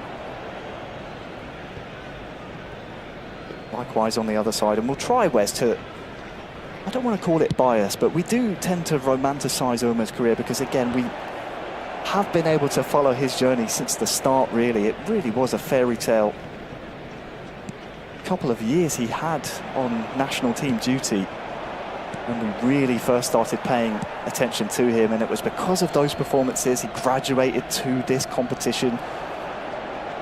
Managed to get himself on a club roster, but has some defending to do as Melian comes forward. Graduated from that to captaining AS Roma for, I think, a couple of seasons. really has come through the ranks, and we've been there every step of the way. It's been fun to watch for sure. Jesus coming forward now for the Romanian. Good defending though since the goal from Melian the King. Yeah, I mean, you are quite right. You know, it has been almost a little bit of a finishing score for Irma in terms of what we have seen. As Jesus plays it in towards Nketiah. Nketiah back to Jesus. It's deflected back into the path of Nketiah. But you are quite right. In terms of Melian, he's going to need to find a goal fairly quickly in this game just to give himself a little bit of confidence. On the ball now, though.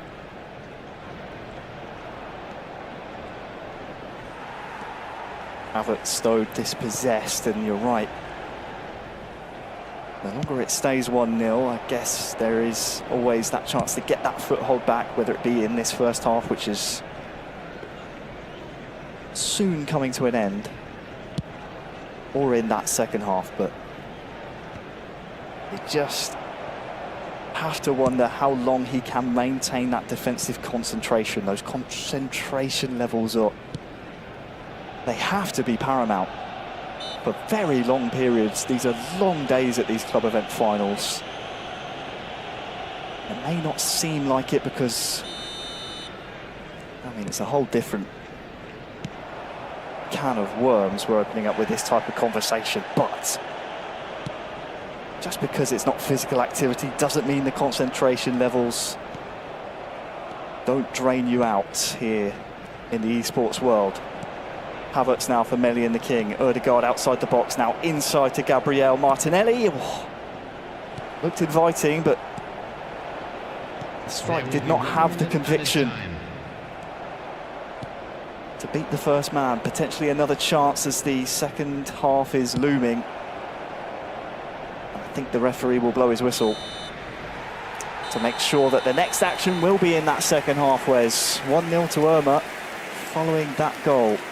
Yeah, it looks as though Irma's maybe taking a little bit of a page out of the playbook of some of the mobile players, where he's got a goal ahead, and the minute that ball touches his defenders or back line, he's looking for second ball winners going long down the field. So be one to keep your eye out on. If you're Melian, you're going to look to try and maybe keep the ball and try and keep it on the ground, on the deck, as it were. But I think at the moment, I think Irma's game plan is I have a goal lead and the points are more valuable than the goals. Well, look out for Melian starting the second half off, attacking that right-hand side. That right-hand goal is going to be the goal we need to see the action in if Melian wants to keep his group stage hopes alive. Virtually, anyway. Again, we'll leave that up to the boffins, but to keep it within his own hands. Goals need to be going in on that side of the screen. Irma, though, it's as you were. As things stand, Melian would be at the bottom of that group. Trossard here for Irma. Smith Rowe back to Trossard. Oh! Some power to that strike. Ramsdale matched it at his near post. Yeah, certainly stung the hands, did that, of Aaron Ramsdale. We see the ball just bouncing around just a little bit. Good little play back there. Good one to get it out the feet. It's a big save there from Aaron Ramsdale. Trossard trying his best there to double the lead for Irma. Corner to Irma. Towards the big frame of Nketiah. Looking to win those aerial duels. Smith Rowe. Can't beat Ben White there for Melian, and I think you're right, Wes. Irma is definitely looking to try and get those runners upfield. He's thinking second ball. He's thinking trying to get that territory in his favour, and it's often we see when these types of game plans are put into effect, it can be so difficult for the opponent to just get the football back in his possession. Yeah, it's a bit of a reductive form of a game plan, but it's effective as he gets the ball into Ødegaard again. Smith Rowe searching ball for the run of Jesus. We're approaching the hour mark now in game. The attendance for this match was 62,000. Irma 1, Melian 0. It's been one-way traffic so far in this second half. Can Melian just keep possession? Can he get some kind of play happening? Martinelli to the feet of Gabriel Jesus again, cut out by Saliba. Long ball towards Nketiah, that's a vital intervention.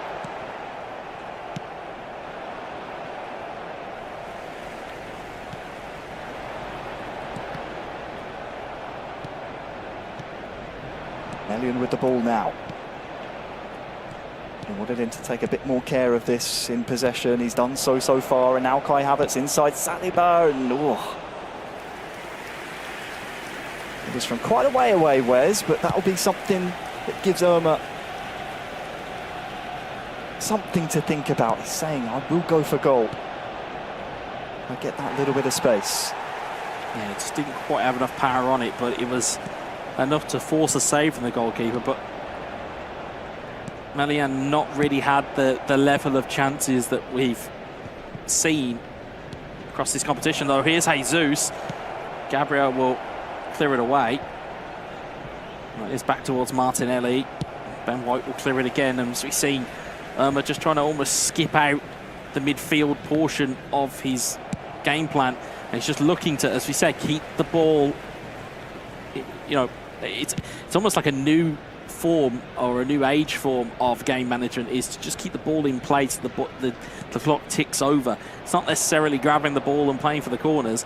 It's just instead you're just keeping the ball alive and keeping it as far away from your goal as possible.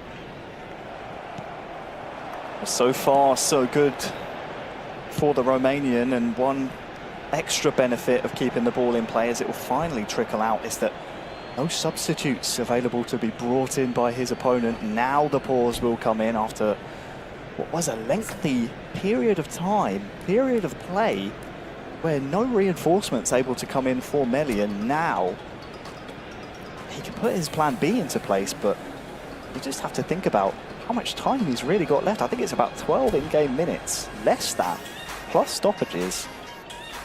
Just puts all that pressure back on the other side. Yeah, it is a very interesting one, to say the least, between these two. And you're quite right, that kind of magical period that we talk about, anywhere between 60 and 70 minutes, where we traditionally see substitutes that can really make differences and impacts in the game, that period's now gone. Again, it's going to be about ball retention, and it's going to be about using it correctly. If you're Melian, you're going to need to find your ground passes. You need to find them quite quickly and quite accurately, because otherwise, if that ball gets gobbled up by Irma's defence, there's only one place it's going right back down the field. Absolutely. I'm just curious, Wes. I'm very curious, because obviously we spoke a little bit about the competition at the goalkeeper position for Arsenal. We've seen Asmakabil go for David Raya. Seems like the general consensus wants to be, you want Ramsdale in there. And I'm trying to think about why that might be as we get play underway once more. Melian needing a goal in these next 10 or so in game. I'm just trying to think about what kind of trending cards and trending items they've been that might suit one more than the other, as Irma looks to try and put this one to bed but can't do so. Substitutions taking place. It's just something to keep an eye on throughout the club finals here. Now Melian. It looked like he was going to build something. Jesus for Irma. It's able to give chase, but longer this ball stays out of the feet and, well, stays up the pitch, as Ramsdale is the one who has to come up for Melian. The longer it's looking like Irma will stay on the top of the console group stage, as we just saw in that live group table. And I think, Wes, this result, as things stand, would see him into that final later on. Again, we'll leave that up to the Boffins, but it's looking more and more likely unless Melian can fashion some kind of response.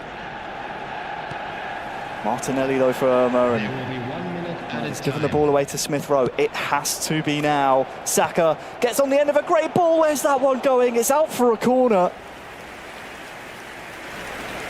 One last throw of the dice. That was as dangerous as Melian has been. No nonsense, one touch and that really could have been dangerous. Has a corner still to defend. Does Irma, and it has to be now for Melian. It has to come from this. Gabriel knocks it on. Ben White with the header. Nketiah!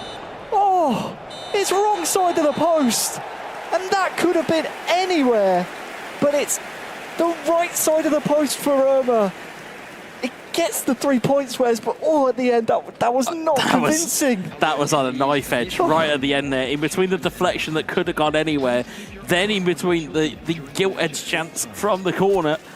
Oh, that could have gone anywhere. Could have gone absolutely anywhere. But as you said, for the right side of the post for Irma is the wrong side of the post for Melian. And as the old saying goes, it was 1-0 to the Arsenal. That it was. I mean, Irma, we heard from him pre-game, said it's an honour to be representing Arsenal. So I just put my throat back in to my body. It's an honour. He always takes great pride in the clubs he represents. It's been the same with Roma, same with previous clubs he's represented in this type of competition. Puts his heart and soul into every single club that he represents. And you can see he's able to utilise this Arsenal squad in-game into a way that just does suit the play style of the club. Able to use the likes of Nketiah, Ødegaard, especially his passing, to set up his teammates. I mean, a great finish from Nketiah, caught everyone sleeping from the free kick, and from then, solid passing, solid territory. Melian never really, until the 90th minute, had a chance. Yeah, it was just rear guard, which is kind of what we've kind of come to know about Irma, in the sense of if you want a player to essentially take a game away from somebody, you really would call on somebody like Irma, because he has that kind of innate ability to find a way. And again, once he had that goal, once it started touching, as we said, if it touched Ben White, if it touched Tommy Yasu, if it touched Gabriel or Saliba, it was only going one place, it was going firing down the field. But again, in itself is a defensive art form, because you're keeping the ball away from as far away from your goal as possible. That a struggle with kind of sayings and whatnot, but you can only do as much damage when you've got the ball. If you've got the ball, the opponent can't hurt you, and if the opponent's got the ball halfway down the field, definitely can't hurt you. Definitely not. And Irma sounds like the words of Pep Guardiola right there. That's where I get it from. Can't hurt you. Does. But 3 points for Irma, 100% record so far, Seba. Cannot complain. He's living up to the billing so far, and I think I'll leave it up to the Boffins, but he's in a very, very strong spot. It's a very good place. We're back to the Boffins again, are we? Yes. Well, I can tell you, I'll put on the Boffin hat. He is sitting pretty at the top with 6 points. So, yes, things are looking very good indeed for him. It seems as though he's probably going to be our first finalist to be confirmed going into the grand finale later on. But it's still, of course, all to be decided. However, unfortunately for Melian the King, it looks as though he's going to be walking away empty-handed. He still has 0 points on the board. It may be a little bit too late for him to actually get through. But you never know. We could see. There could be a late shout. Last chat saloon for him with his final game. Put my Boffin hat on. Oh, right. And Irma not qualified yet. And right, I didn't say that, by the way. I said nearly there. My point I was going to make was that Axe still has a role to play. Right. So Irma still has to play as Maccabeal, who is 3 points behind. Axe obviously then plays against our friend that we just saw, an incredible player in Melian the King. So Melian, despite the fact he can't qualify, can still decide what happens elsewhere in this group. So everyone still has a role to play in determining how everything pans out elsewhere. Let's take a look at what was been going on in the mobile group. There have been 2 matches. We didn't have the opportunity to talk about match 3 before, so we can do it very quickly now. But actually, they were both 1-0 victories, very, very close. Tomboy took the first victory between those two. And then Dennis Bernard managed to pick up 3 points as well. So if we take a look at what that means for the group overall, oh wow. in terms of points, actually, it's identical to what's going on in console right now. But it's tasty indeed. It's very, very intriguing to see how this all pans out, because I believe Mr. Tomboy is the only player in this group, much like Urma, who has picked up 2 wins so far. Yep, that is correct. That is correct. And again, you talk about layouts of groups. It's going to come down to, as we said, it was going to come down to these final games on the live stream. And certainly these 2 games that we have coming up, or at least the next game that we have coming up, which is Mr. Tomboy. He has got 6 points to his name. And Dennis Bernard, who just won his game as well, the last 2 winners in a row. So. Yeah, and the problem is, you normally would go, well, he's got 6 points, he can take his foot off the accelerator. It's like, no, he's got to put his foot down now and really take that game away. And again, we're looking there as well, and we can see just to the side of us, we can see the results and fixtures. But certainly, it's going to be an interesting tale on mobile. As much as you quite rightly said, it's kind of almost mirrored what we're seeing on console. So it's going to be a very interesting finish to at least the group stage. Of course, not to mention the fact we've got 2 grand finals yet to be decided. So that is going to be very interesting indeed. Well, it's getting down to the wire. Just how we like it, of course. Those of us who are neutrals anyway, I'm sure all of you who are watching, you'll have your respective players that you follow and that you are certainly rooting for. But let's find out then who is going to be headed towards the grand finale. We still have 2 more matches to go in the group stage for mobile and console. We're headed back over to mobile once more, and it's going to be Mr. Tomboy taking on Dennis Bernard.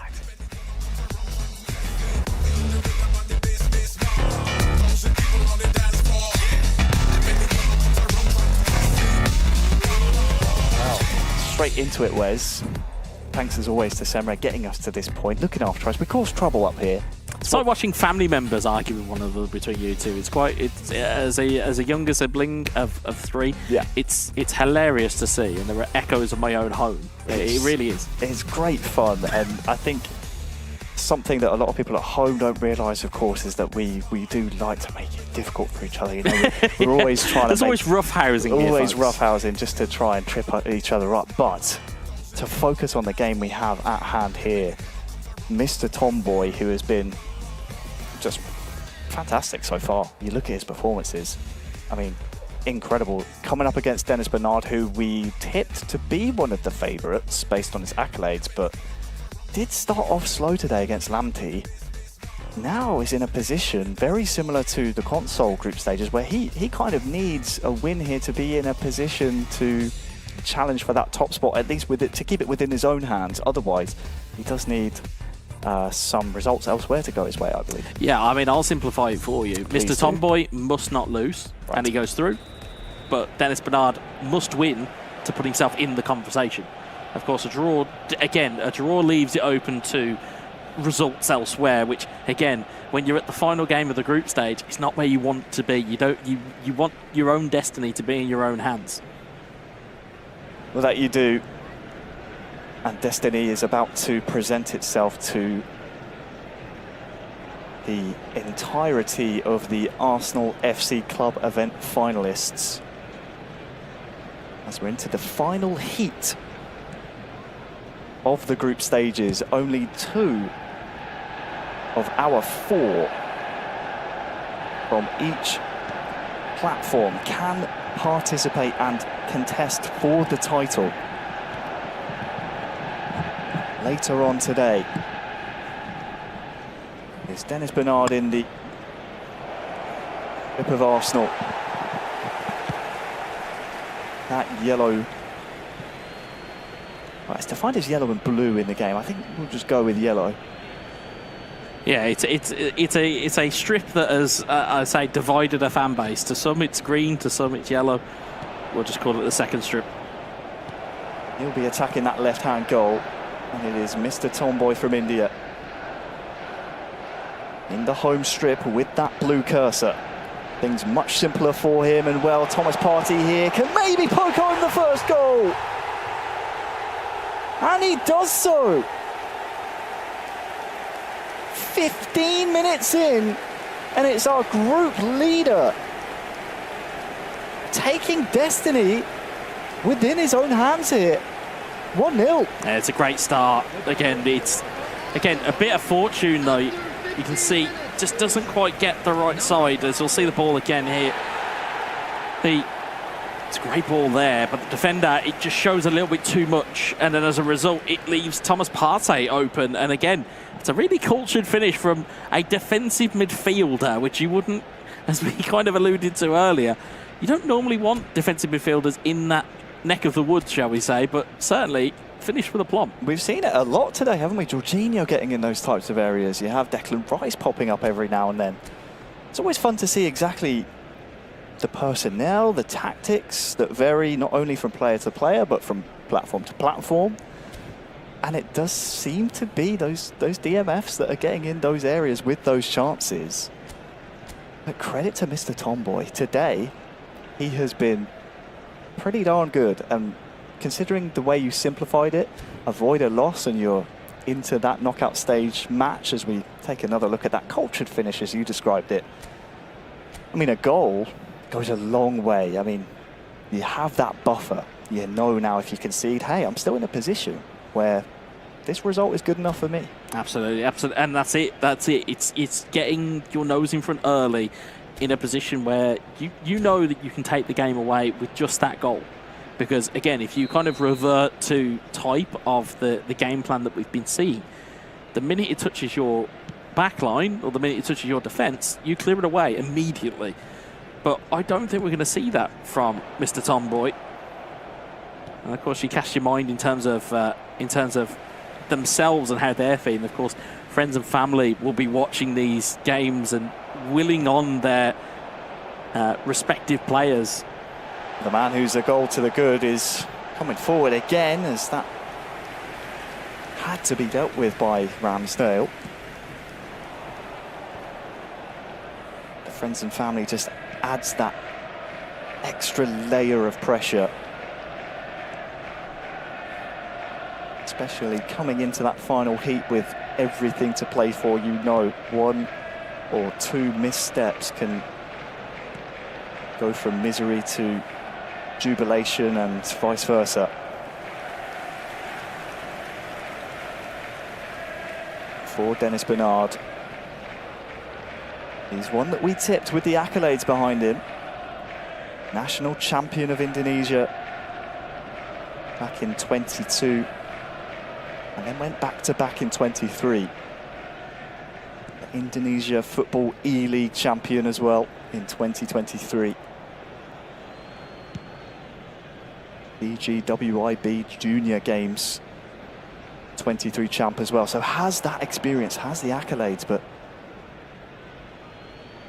we'll have to see, Wes. This is last chance saloon type of scenario for him here, because he needs some kind of result to even allow the possibility of featuring in the final later on to present itself to him.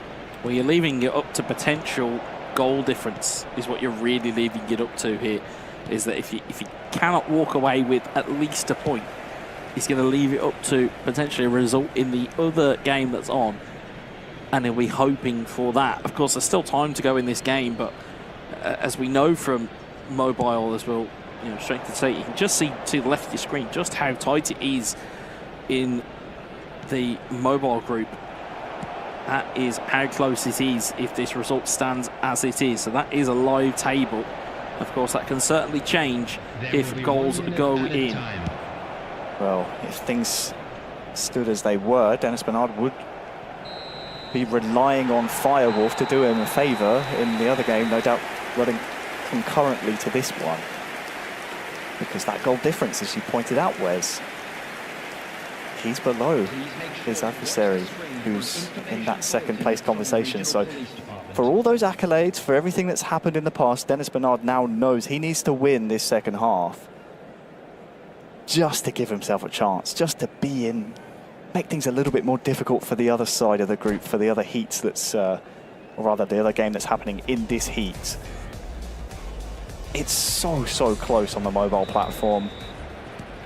just to make it to the knockout final. As we're underway in the second half, it's Dennis Bernard who kicks us off in the second strip of Arsenal. The home strip is donned by Mr. Tomboy of India, who has been flying here. Well, there is a big difference psychologically between having a game where you know that you need to win and a difference between knowing that you need just a point. And that is what is now presenting itself to the other half of this equation, is that if the result stands as this, it only requires a point in the opposite game for qualification. Well, Ben White's cross was a difficult one for the defence and goalkeeper to communicate between them, but they do get it done. Havertz to the feet of Jesus, who I think was coming back from an offside position.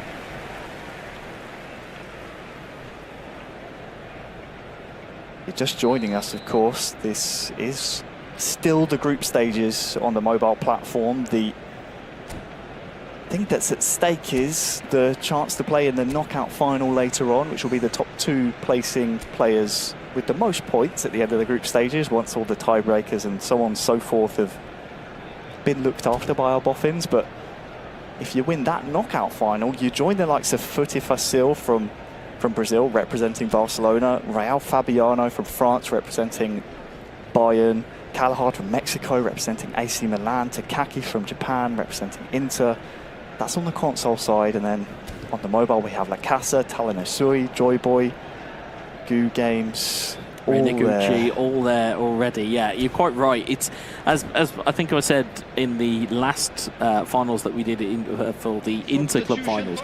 It's a real eclectic mix of nationalities and cultures, and there is a quite a sizable melting pot brewing in Tokyo in July. Yes. So it'd be great to see another person added to that pot. The attendance for this match was 71,898. Well, the hour marker has been and gone, as have the subs.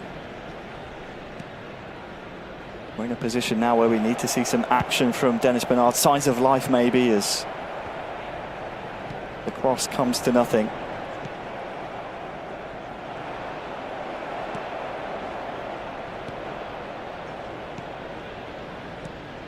Havertz around the corner to Jesus. Back to him now as he stayed onside. No. Good idea, but just came a second or two late.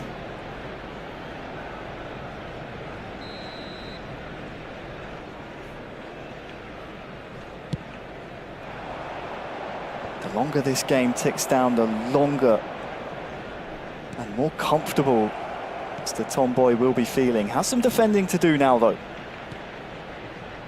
Smith Rowe to the feet of Havertz inside the box. Jesus cannot be fed in that scenario. Havertz back heel to Jesus, back to him, lots of space, tries the 1-2, not sure if that was the right option. And a lot of green grass in front of him there to run into. He tried to play the pass back. Jesus, Emil Smith Rowe, Gabriel Jesus now has Gabriel covering him. And with 10 minutes to go. The ball is in the hands of Ramsdale.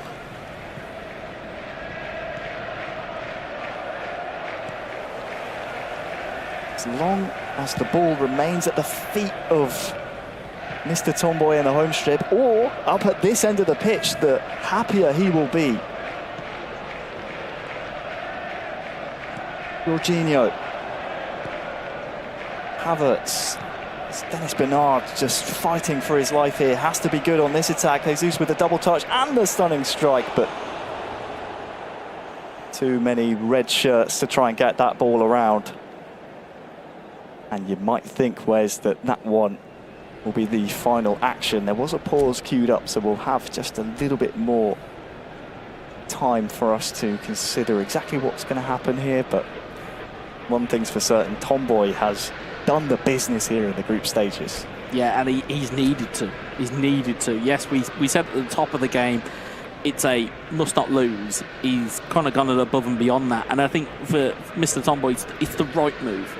if you are in form and you are playing well, you then don't want to maybe drop a gear, because especially going into what we now know will be him in the grand final of today's mobile platform, you want to be in form. You want to be cooking. You want to be just ticking over to the point where you know how your players are performing, you know how your players are reacting, and you'll know the game plan you want to put in there. The only thing you may get, though, and I'll put this one into the mind of Mr. Tomboy, you may get a slice of complacency because you've rolled through competition, and you may think to yourself, well, if I've beat them all, then actually I'll probably just beat the person in the final, when it's not as simple as that. Especially when you bring into extra time, penalties into the equation. Exactly, and that's where that mentality and that psychology comes into it, is for him to say, okay, if I've won the group stage, or if I've topped the group stage, okay, let me close that chapter of that and let me move on to the next bit, rather than going, well, that's the story of the day. You've still got another chapter to look at. Well, 1 foot in the final, but you're right, Wes. You do want to warn against complacency, because you've not lifted a trophy yet. You've made it a possibility. Quite a high probability, but you still have to execute. Sadly for Dennis Bernard, I think now he waits and has to see exactly what's happening elsewhere, because Mr. Tomboy takes the 3 points, 1-0. A 100% record in the group stages. I may be wrong in saying this, but I believe the last player to do that was La Casa for Barcelona. Unless Talanoussoy in Bayern was able to do it. I mean, we have such a long season, folks. We do try and keep track of all of these stats. So long season and strong players across the board. It's very probable that we could have had someone else, but one thing's for sure, an incredible group stage performance here. The question is, can he continue on to the knockout stages? Well, that's it. You need to keep up that winning mentality. You need to keep going at the rate that you are comfortable with. But like we said, can't now go into that mobile final with complacency. He needs to go in and go, okay, now I'm in the grand final. Now I'm in a knockout where I can't lose. You know, he could have easily walked into that game and gone, oh, I'll just try and play for a draw. Yeah. And he would have been fine. But actually, he's gone, no, I'm going to keep up that winning mentality and I'm going to keep going. Now, he now needs to go on to the final, win the final, and then he can relax a little bit and say, okay, I'm going to Tokyo. We remain to now see, because of course in the way that the fixtures or the schedule works is that whilst the mobile game is playing, there is a console game playing. Whereas now we'll have to hit these two players. We'll now have to wait and see, at least from Mr. Tomboy, he'll see who his opponent is for the final game. But Dennis Bernard will now have to look and see whether he'll get through after the final set of fixtures. Mr. Tomboy's beaten everyone, but he still has to win one more game. That's the big thing. Job's not finished. Job's not finished. I suppose we could say the same for Erdma as well, because he's looking to follow suit with a clean sweep of his own, because he's going to be up next in that headliner, in that blockbuster mega clash of Titans against Uzmakabios. So watch this space. More is to come in just a moment, but why don't we continue to talk about what happened in mobile and just maybe cast our eye as to who might be joining Mr. Tomboy, because as it stands, Lamsey 1 win for him, Dennis Bernard 1 win for him, Firewolf still yet to put a big W on the leaderboard here. He's up next, however, so we could have a 3-way tie. Boffins.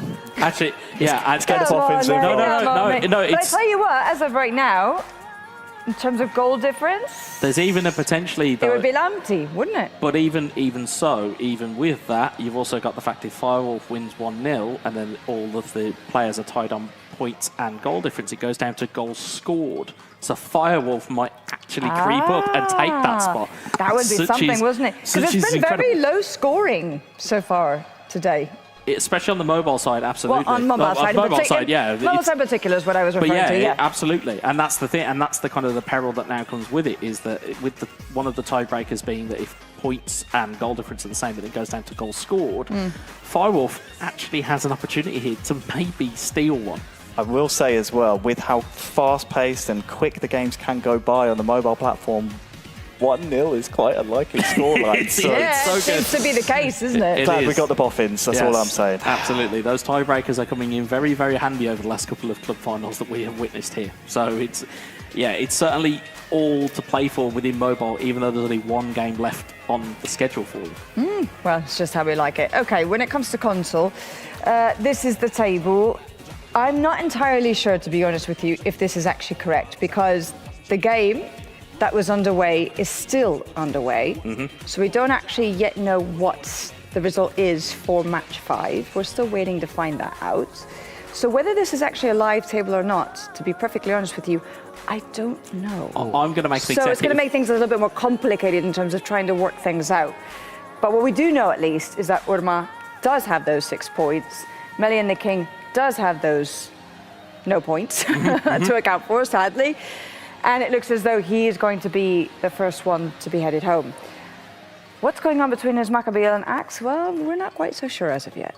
I think what we do is we take an executive decision here and we camp this out until we've got that result. I think that's what we do. I think we have no other choice. I think it's fair. I think it's very fair that both us in the studio and the guys at home certainly find out what happens with that. But I think because imagine Uzmakabil comes out on top. That means that we go into this final round with Urma and Uzmakabil level on 6 points. Let's say that Axe wins. He gets those 3 points. Then all of a sudden, Uzmakabil is in a pretty disadvantaged position going into the last. He's on the block there. But if it's a draw, well then, I mean, it's still not ideal. It's not great. It certainly does give a bit of an advantage to Urma, for example. But yeah, it's exactly that. There's so many different ways that this can go because, again, the game that is currently, or that we're waiting for the final result on it is Axe versus Malian. Whereas, so, for example, if Axe, as you said, if Axe picks up the point, it means that Uzma can get away with drawing. Right. If Axe wins, it means Uzmakabil's got to go into that game and beat Urma. Both of them just need to go in and win. Yeah, I mean, let's just put it that way. I wish they could make it simple, but they don't. They don't make it simple for us. They don't. They have us work on all these scenarios, and unfortunately, we have to explain them all. All right. Any final thoughts? Between Uzmakabil and Urma? Don't make me use the B word again. Oh, wait a minute. Hold that thought because we've got the results are in. Okay. There we go. It's updated finally there. There it is. Axe. Hold on, bear with us. It's changing. I think, is this set in stone now? Yes, so I believe it's getting updated. Axe won 3-1, I'm being told. So there you have it. Axe is actually on top because goals scored. Wicked. Did not see that one coming. Okay, Urma, same amount of points. That means Uzma's got some heavy lifting to do in this final match. Uzma has to win. And Melian the King is obviously out. Yeah, Uzma has to win. Urma can get away with the draw. And Axe, by the way, is in the finals, yes or yes. Yes or yes. So that means it is now down to Urma or Uzmakabil. We did say it was going to come down to this one to ultimately be decided as to how this whole group... We said it was going to come down to the very end, to the very bitter end. And I have a funny feeling it's going to go even all the way down to the final whistle. It's going to be that close between these two. Harry's processing. Harry's in disbelief. Harry's just processing. We just need to put him in a bubble for a minute, let him get his thoughts. What's in my head right now? I would not want to be going into a match against Uzmakabil knowing I can take a draw. That's the mentality you cannot have against Uzmakabil. And Urma, I need to see how he starts this game, which luckily is our last game on the stream for the group stages. It's drama across the board. You can't go in accepting a draw is enough against Uzmakabil. You have to attack him. You have to go at him. Yeah, you have to. There's no quarter given, especially when you know what's on the line. Not only do you secure your place in the platform final of the console, but you can knock out a player of Uzmakabil's ilk. There's too much there to gain for Urma. But of course, if again, a player that you really don't want to back into a corner is Uzmakabil. You just don't want to back him into a corner. The flip side of that is this is Uzma's third attempt at qualifying, and now he has to win this game. Right. This is a must-win game for Uzmakabil. Otherwise, he would have gone 0 for 3 at the club event finals. Ooh, it would not have been a season if that's the case. Yeah. It's a very that's a tough one. That'd be a very tough one to take. Well, listen, it's going to be a high octane, it's going to be a thriller, it's going to be epic, I have the feeling, based on the way that these two have been, yes, getting us ready for this one. It is the headliner for the group stage. It's going to be Uzmacabile versus Urma. Enjoy.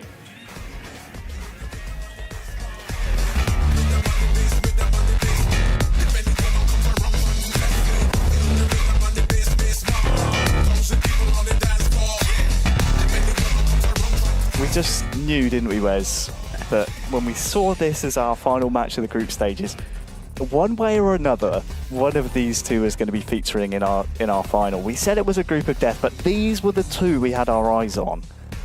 We did not expect one of them to have to take out the other, to essentially step on the other's head to get there. Thanks, of course, as always, to Semra. But our focus entirely is on these two and on this match. Urma theoretically has the upper hand going into it, but there is no upper hand going up against Uzmacabile. Yeah, no, absolutely. And again, I think there was a reason why we almost deliberately stayed away from talking about this game as the ball goes through on goal here. It's Gabriel Jesus. Oh, there's a real chance for Jesus, and that's smartly down to his right for Ramsdale. There was a reason why we deliberately stayed away from this game, because the names involved kind of almost sell this game on its own. You know, we didn't need to talk about Urma versus Uzmacabile. We always knew it was going to be a good game, but we didn't realise just how much is going to be on the line for these two. I'm standing up for this one, Wes. I will join you, happily. Corner swung in. As Uzmacabile knows he does need those 3 points here. Will be, if I'm correct, which I believe I am now, the red cursor and the second away strip will be Uzmacabile. Yeah, from left to right is Urma, from right to left is Uzmacabile. And it's almost unfathomable that we could be potentially seeing Uzmacabile not qualified for the World Finals. Things stay as they are. As things stand, he would be out in the group stages, but look out for Urma now. Trossard. Oh, Ketia was there. Rice will try and recycle for him. Don't blink, people, as Rice feeds in Ketia. The first time ball to Jesus is met only by a defender.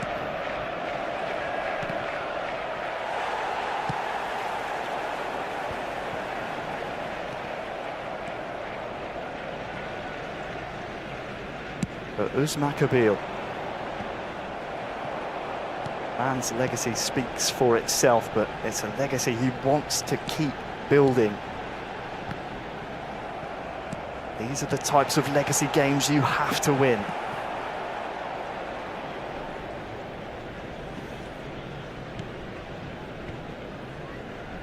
Urma, though, has a legacy he wants to build of his own.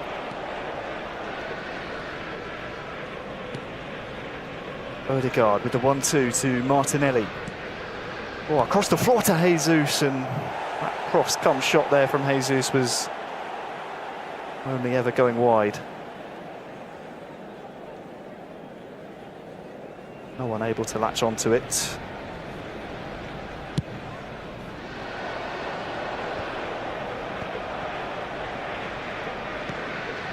With the ball through for Gabriel Jesus, but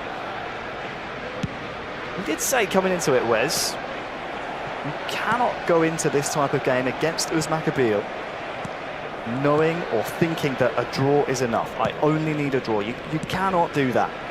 No, you can't. You really can't. It's a recipe for disaster going into a game like this, knowing that you're on the hill and in the ascendancy as Ketia makes way to the box. Jesus! Oh, that is saved by David Raya. A very strong chance for Urma to really pile on the pressure. And I think it signifies that he understands exactly the point that we were making, Wes. He needs goals here. Seems counterintuitive. But to defend against Uzmacabile, you have to attack. You have to, and you have to make those types of chances pay as well.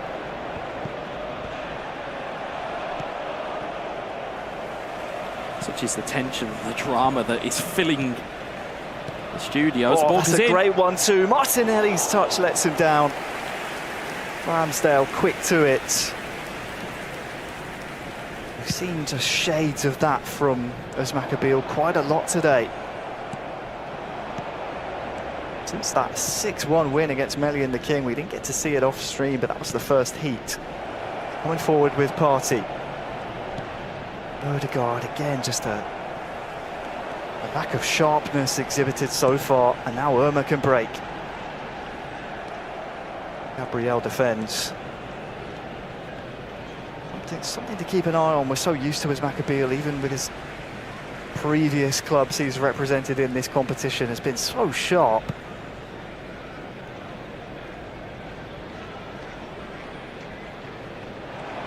Lethargy is not the word for it, but definitely something to keep an eye on. Smith Rowe, Trossard along the ground towards Jesus. The knock on unsuccessful. It's been attritional.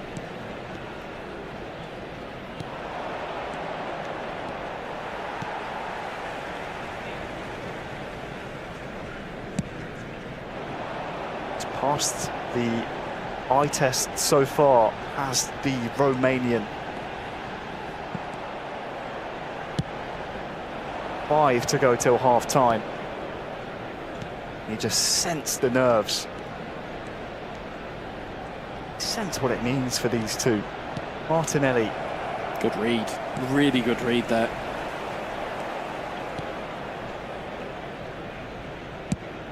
Seems to be a late flurry. Maybe brewing for Özmakabeel, but it's Irma with the ball back. Trossard looking to hang one up towards Nketiah. There will be 1 minute added time.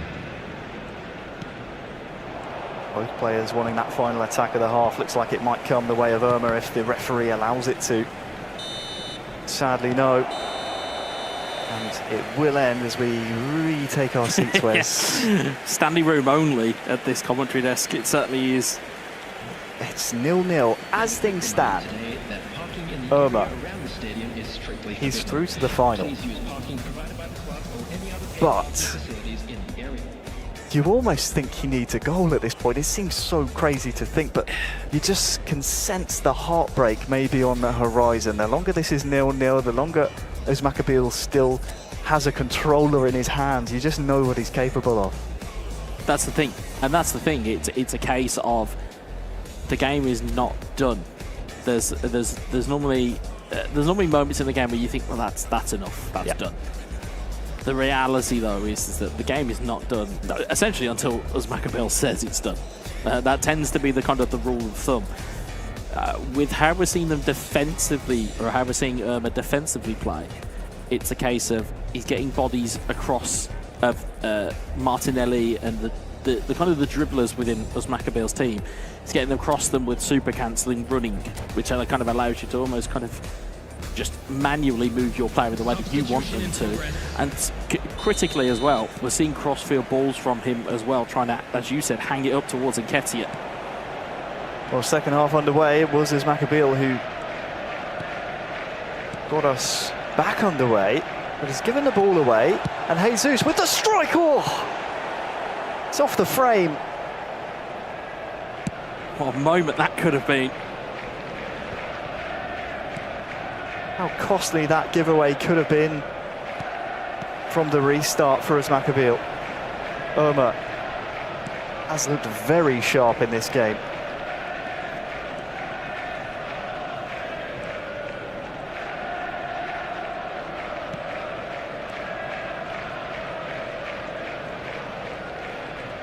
Declan Rice just being patient, and as you say, Wes, as long as there's something to play for, you bet Özmakabeel is going to play for it. That's how he's created his reputation. It's how he's earned his World Championship titles, his many accolades. I would say he's the eFootball boogeyman, but that would be a little bit of a disservice to him. He's more like the eFootball Babe Ruth. He's not a person that is shy of these opportunities and shy of these moments. And it'll just It'll take one gilt-edged opportunity for him. That's all it will take for Uzmakabil to take control of this game. Still just always fascinating how, as we take a look at this chance that rattled off the frame, it's those quick chances that we see from Gabriel Jesus that both platforms are trying to utilise. Havertz, Martinelli. For the first time, his touch lets him down. Anywhere will do.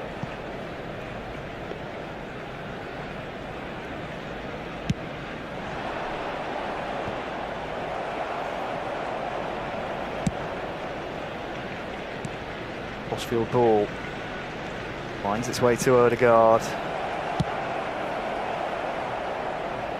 You can see those knockdowns for Irma seem to be the order of the day. And he's certainly leaning on the agility of Gabriel Jesus to get those knockdowns. You'd say physically, supremacy normally is with Arsenal's backline. You talk about Ben White, Gabriel, Saliba, Tomiyasu. They've all got that physicality about them to be able to win headers up against the likes of Trossard and Martinelli.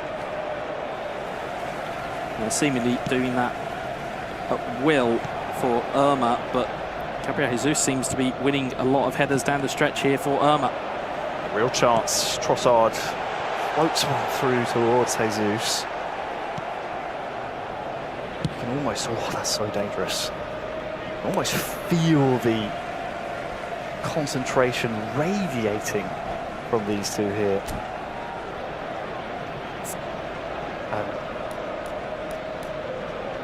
An incredible game we're seeing. It's just, as I said, the concentration. You can feel it coming through the screen. You can feel it from these players. If we're this tense here, yeah, I can only imagine what it's like for them at home. You can see it from Irma how switched on he needs to be defensively. We are so used to, in iterations of this competition in the past, and just in general as a trademark from Uzmakabil, he loves those cross-field balls, switching the play diagonally. Not for the first time we've seen Irma so switched on to get a man across manually over to that man, make it difficult for Uzmakabil, don't let him play his game, but essentially disrupt his game plan. It's what you have to do. You can't let him settle into a rhythm. With that being said, though, it's still 0-0. Yeah, it's still 0-0. There's still time on the clock. There is everything you could possibly be thinking of between these two. And as we said, so long as there is time on the clock, the dynamic of this group can change wildly. It really can. Absolutely can. Of course, we're still waiting to see who will feature in the final of the mobile platform. Who will be joining Mr. Tomboy. I'm sure our production team will be all over it. I would not be surprised if we see confirmation during this game. It may just break the tension for us on the commentary desk. Well, look at these red shirts forward. Martinelli wanted to find Jesus, but well, those red shirts have stayed up here. That's a bit of a lazy ball towards Jesus.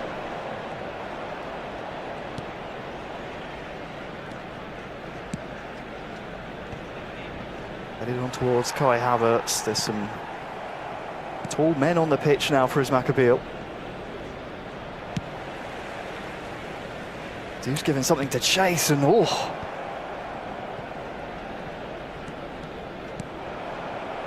who knows where that could have gone. Here's the group table, and well, look at that. It is Firewolf who makes his way to the final. Havertz, though, oh, he's taken down just outside the area, and there's so much information to process here. But what is important on what we're seeing on our screen is that Irma has a free kick in a very similar situation that he was able to score against Melian the King earlier. Martinelli back to Jesus. Not as simple this time. They certainly have it scouted. Just to clear it up, just for that brief break in play here, is that Firewolf has made it through to the mobile final alongside Mr. Tomboy on that tiebreaker that we mentioned about goals scored. Yeah. It just took, well, by the looks of things, it took 1-0, which is exactly what we kind of maybe predicted was going to happen. And now Firewolf has now got a date with Mr. Tomboy after the conclusion of this game. Of course, this game still has permutations for the console group. And like we said, it is so tight. And that is a live standing, and don't adjust your sets. If it does stay like this, Uzmakabil is gone and will not be in the console final. Of course, a goal the other way, or a goal for Uzmakabil, takes Irma out of it. It's unbelievable. That is how tight it is, and Uzmakabil did set himself up incredibly well with that 6-1 win against Melian the King. That goal difference is... It's an extra point. It's his best friend at this point. But has to get the ball back and has to score, and Jesus has wriggled free in the box. Martinelli was waiting.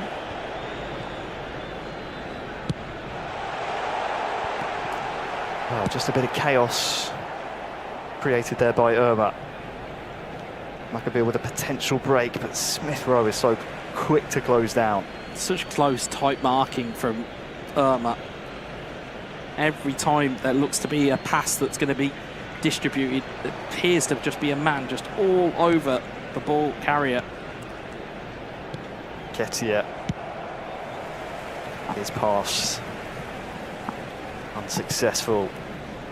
Time is ticking down here. There's Maccabi. We've said it so many times, he's inevitable. He's in the box now with Trossard and Havertz. Oh! Oh my! I thought that was it. I thought he broke it down there. It was a good block in the box. We'll see it again here. It's good build-up play by Uzmakabil. Slides it across. Havertz is there. It's a great block by Saliba. As you can see, it is action cam on us here. It really is, because we just... It's so close to call, and there's, what, 5 in-game minutes left here. It's just one goal as Maccabi needs. Back post towards Nketiah. Defended by Gabriel. That'll do if you're Irma. You definitely think so. Territory-wise, as Maccabi, I think, will be quite happy as well, because he knows he can put the pressure on and he'll win the ball back as well. One goal is all it will take. Defensively, Irma has been so switched on.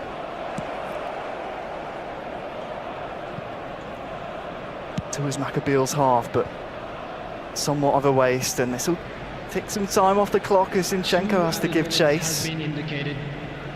2 minutes added on. It is now or never. And what a ball that is to Trossard. Who's he looking for here? It's Havertz! Oh my word! Uzmakabil is inevitable. He's done it! One goal is all it would have taken.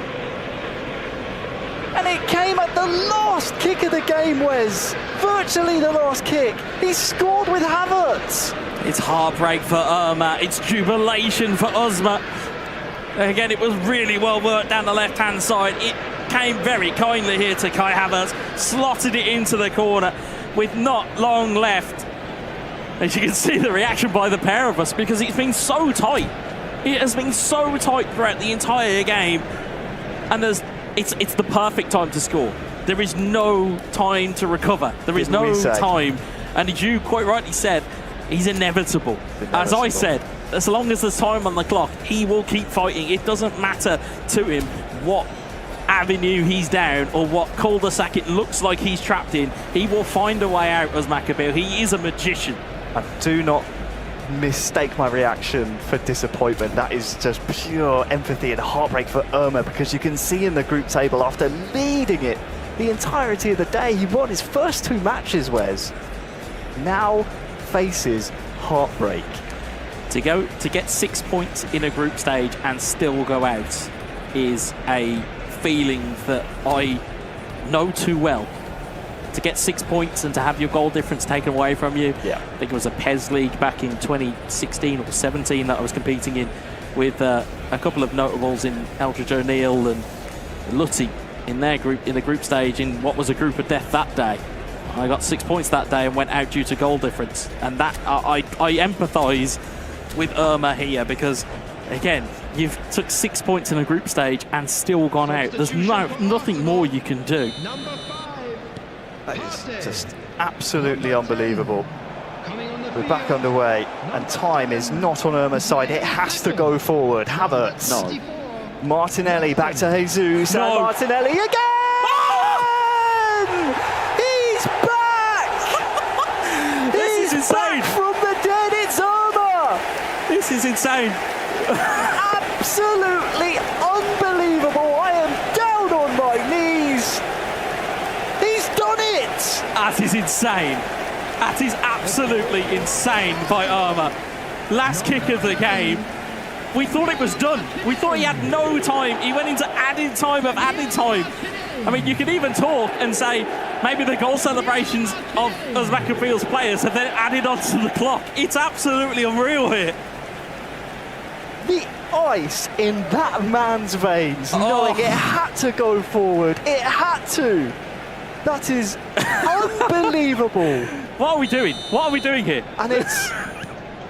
As the referee blows the final whistle, I've got to it's applaud the pair of them. another chapter in the book of Irma that we are in the front row to witness him writing.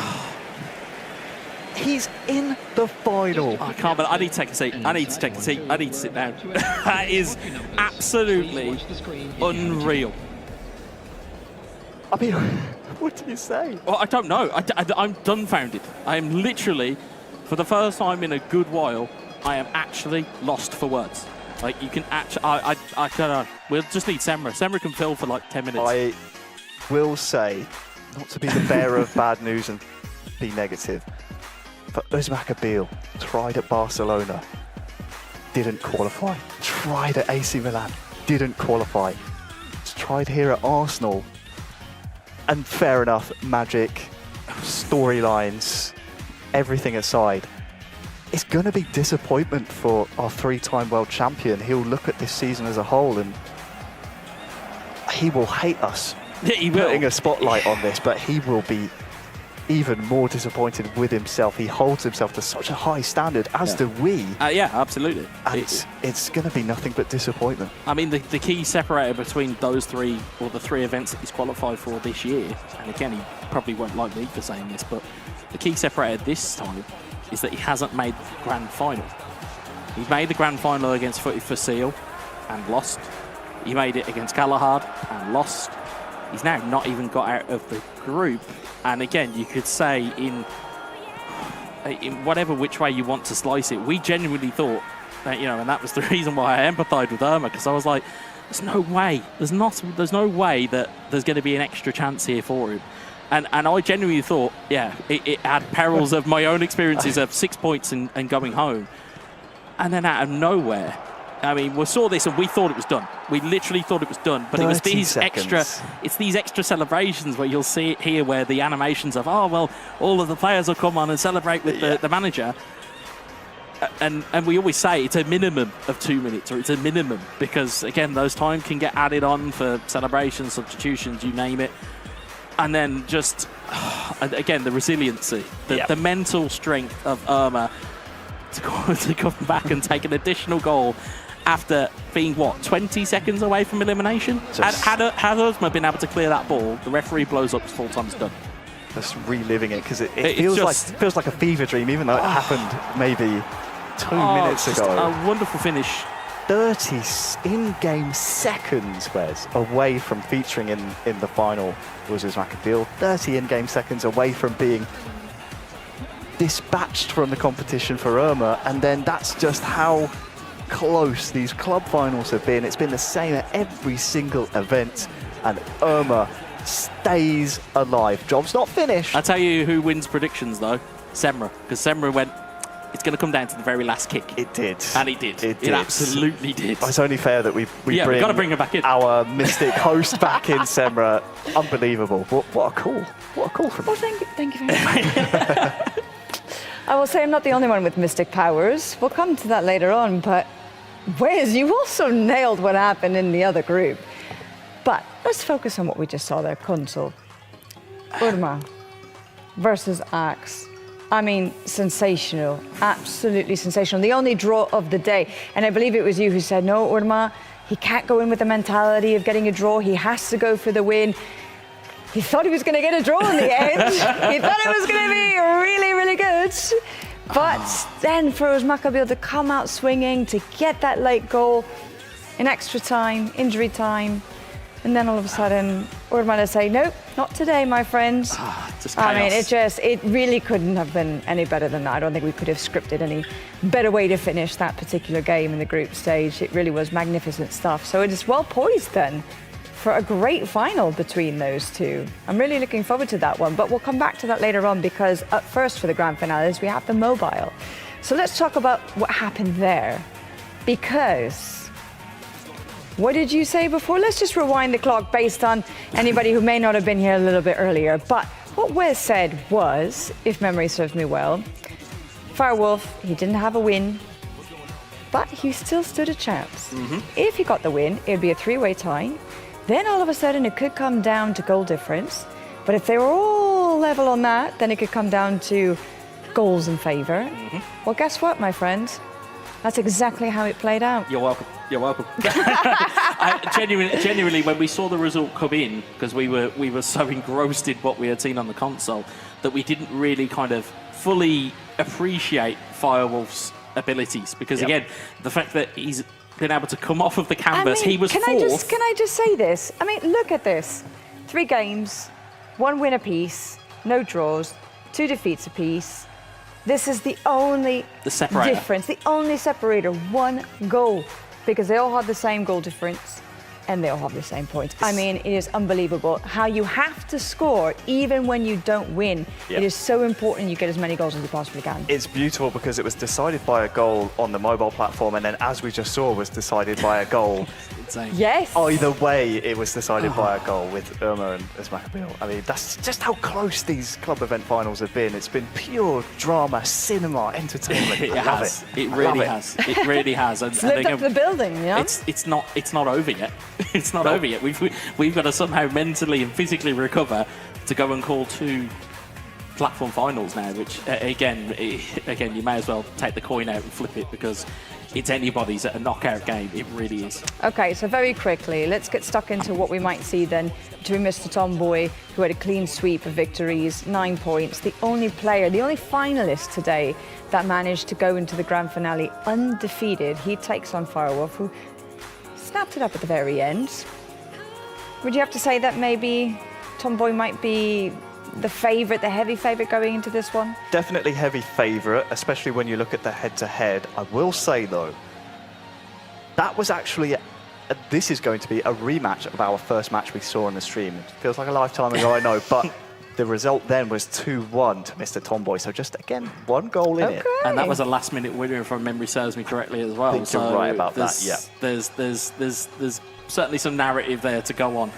I think if you're looking at the form book, you would say, of course, Mr. Tomboy, overwhelming favourite. But again, Firewolf may just take a bit of confidence on the fact that he snatched, a grand final place. And we've seen it before, players that just sneak in and then sneak in again at the final stage. So I think this has got a bit of intrigue, and I think first goal is the most important goal of their day this final.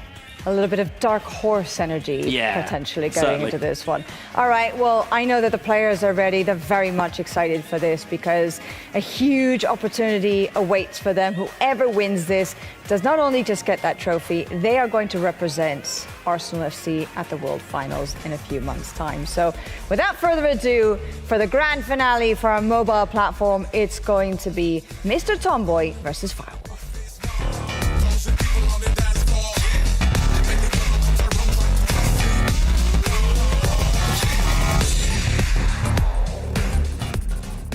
Well, thank you, Semra.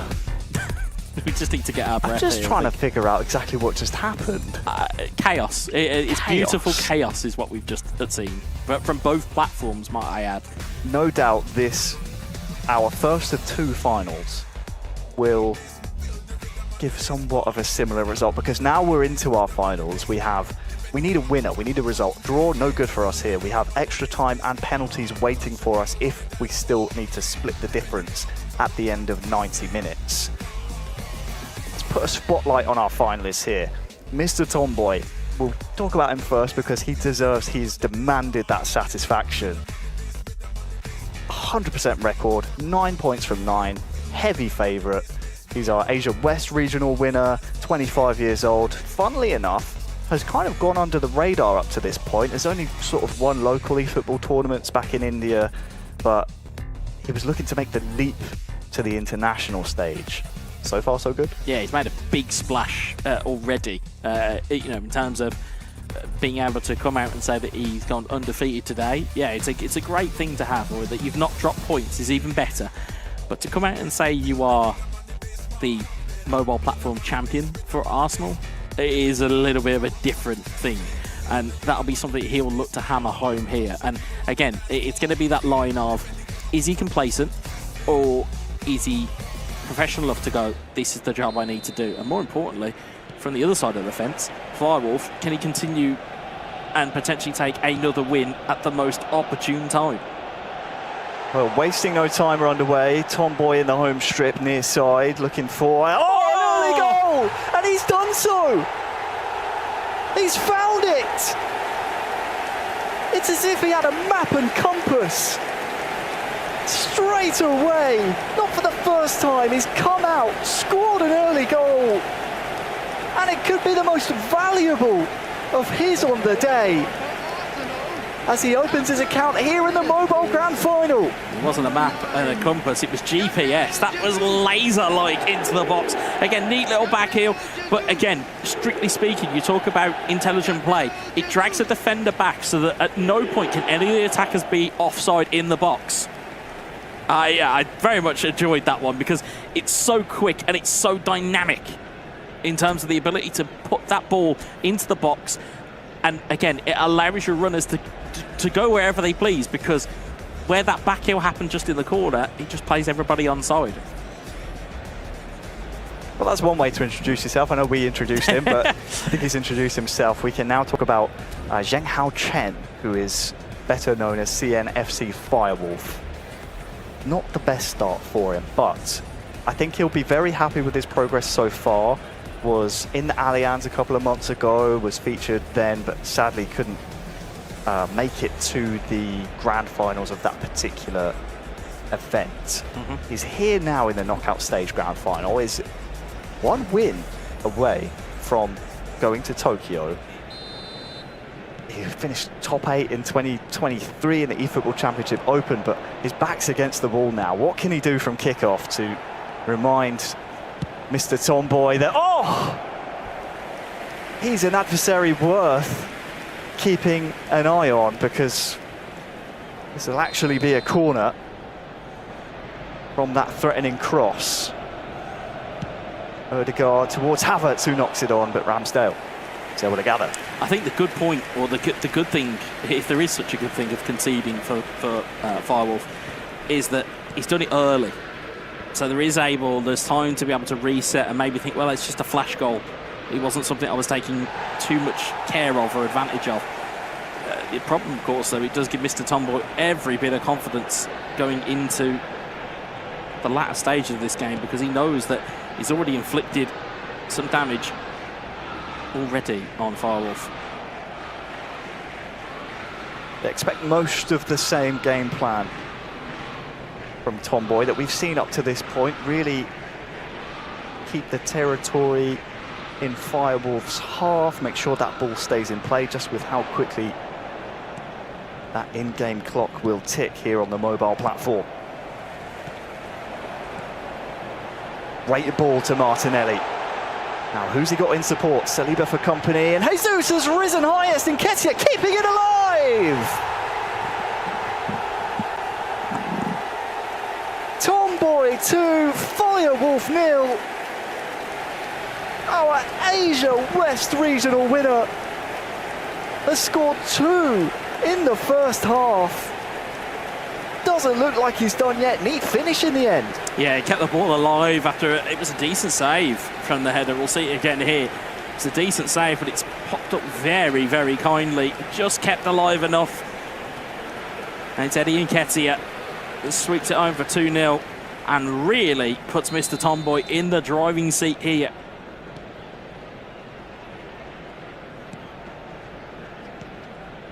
Tomboy 2, Firewolf 0. It has given Firewolf quite the mountain to climb here. Now a mobile grand final. Ooh. I think this one has been flagged for offside, has it? I wonder if that had trickled in, whether or not that flag would have stayed up.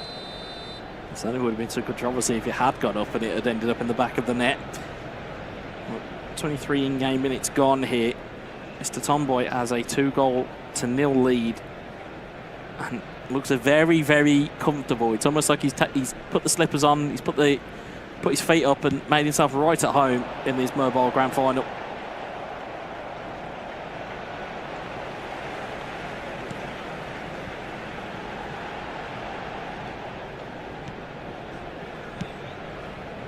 Potentially time for a breather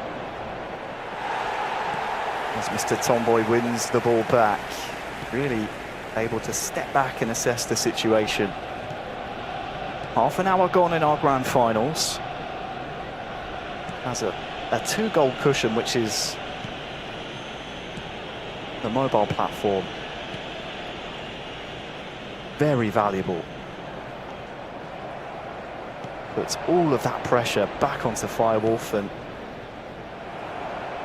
Smith Rowe is unsuccessful in getting that ball back. He said before the game, Wes, first goal, so important. Tomboy introduces himself instantly, 15 in-game minutes later gets another. And I think you are justified in that statement, Havertz and Jesus. Combination's not quite there so far in the first half for Firewolf. Havertz spread wide to Ben White, stunning cross to come in, can't beat the first man. Corner though.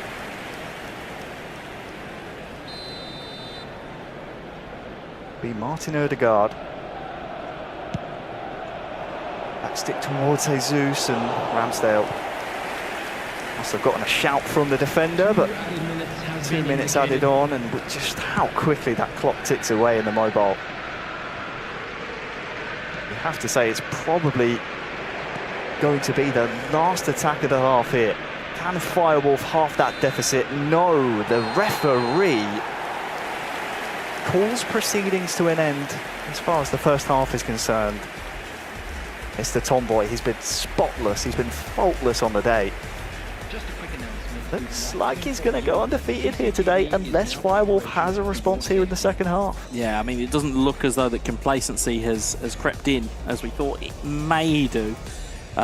Certainly has kept that professional head on his shoulders and has been able to put his best foot forward. 2 goals in the first, 23 in-game minutes. Has very much taken this game completely away. You can see there as well the almost defensive setup is now employed. It's now gone back to kind of, let me just protect this lead, and as it should do in these types of environments, especially when, as you can see there, he's built a brick wall of players. He knows what it means to be secured, is that he knows that he'll have a game plan. Certainly feels like he has a game plan for when he's winning, he has a game plan for when he's drawing, he has a game plan for when he's losing. We haven't seen plans B or C yet, because plan A seemingly is the one that works. And this was the opener. Introduced himself perfectly to the occasion, and as things stand, Pavan Campelli, aka Mr. Tomboy, would be our second representative from India. After Joy Boy representing AC Milan, Mr. Tomboy, again, as things stand, would be the second representative from a nation that prior to eFootball coming to mobile, haven't really had a lot of success in mainstream eFootball in years in the past. It's great to see that nation really rise to the top now. And he is just 45 in-game minutes from raising that trophy you see at the bottom of your screens. Yeah, as we've mentioned, you know, in terms of India, in terms of their progress within the sports world and their fandom for their players of the sports world, they certainly carry that fandom, as we'll see in Nketiah running forward, but they will certainly carry that fandom into the World Finals as well, knowing that there is an Indian, or at least more than one Indian representative, if the result stays as it is, in that World Final in Tokyo. Some good shielding there from Nketiah, just ticked off away about 5 in-game minutes. Trossard now though for Firewolf, who, I mean, he really needs to show us something. Trossard, Martinelli, unable to get things going. Martinelli not quick enough to be aware of the hole. 2 run through. Martinelli, Trossard, Firewolf starting to build now, sneaks in the finish, but not for the first time today. Ramsdale smartly down to his side. Wasn't enough power in the shot to really trouble the goalkeeper there. As time ticks down here, you can see the attacking biases on the bottom of your screen. You can see almost ultra defensive from Mr. Tomboy, slightly more attacking onus from Firewolf, but at the moment it looks as though this is all for Mr. Tomboy's control. Yeah, most certainly is, and as we take a quick pause, you'd have to say this is getting into the realms of Firewolf needing a goal within the next 5 in-game minutes, just with how quickly mobile does move. I know we say it so often, but it is true. You have to see something from him soon. When you think back to match number 1, the scoreline between these two was 2-1 in favour of Tomboy. We need to see Firewolf take that next step, and obviously the first mini step in taking the next step is getting that goal. Yeah, absolutely, and we mentioned the time ticking down purely from a standpoint that you'll see a difference in game plan between a console player and a mobile player. With a mobile player, they're a bit more aggressive. They can afford to be a bit more aggressive because those chances don't really come that often. Whereas with the console platform, it's a little bit more methodical. It's a little bit more of a chess match. Whereas this is very much a case of throw your best attacks out within the first 2 or 3 attacks and just be hopeful that you can find a goal, as we saw Mr. Tomboy do in the opening stages here. They're just doing some final tweaks here, making sure that all the lineups are in order. You can see, as you mentioned before, that just brick wall at the back. So many members, that's 9 men behind essentially 2 players up top. It's very easy to see what the game plan is going to be here for Mr. Tomboy, and rightly so, because I mean he's what, about 15 or so in-game minutes, maybe a little bit more, a little bit less, from going to Tokyo, representing the Gunners at the World Finals. It's not something that should be taken lightly. That responsibility that comes with representing the North London club. They expect greatness.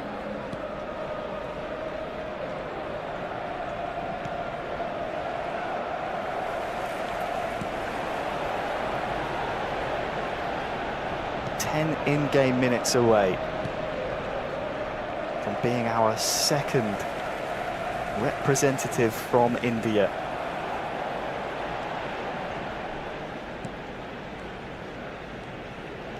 And he looks so comfortable. He's going to be a tough man to beat if he can close this out.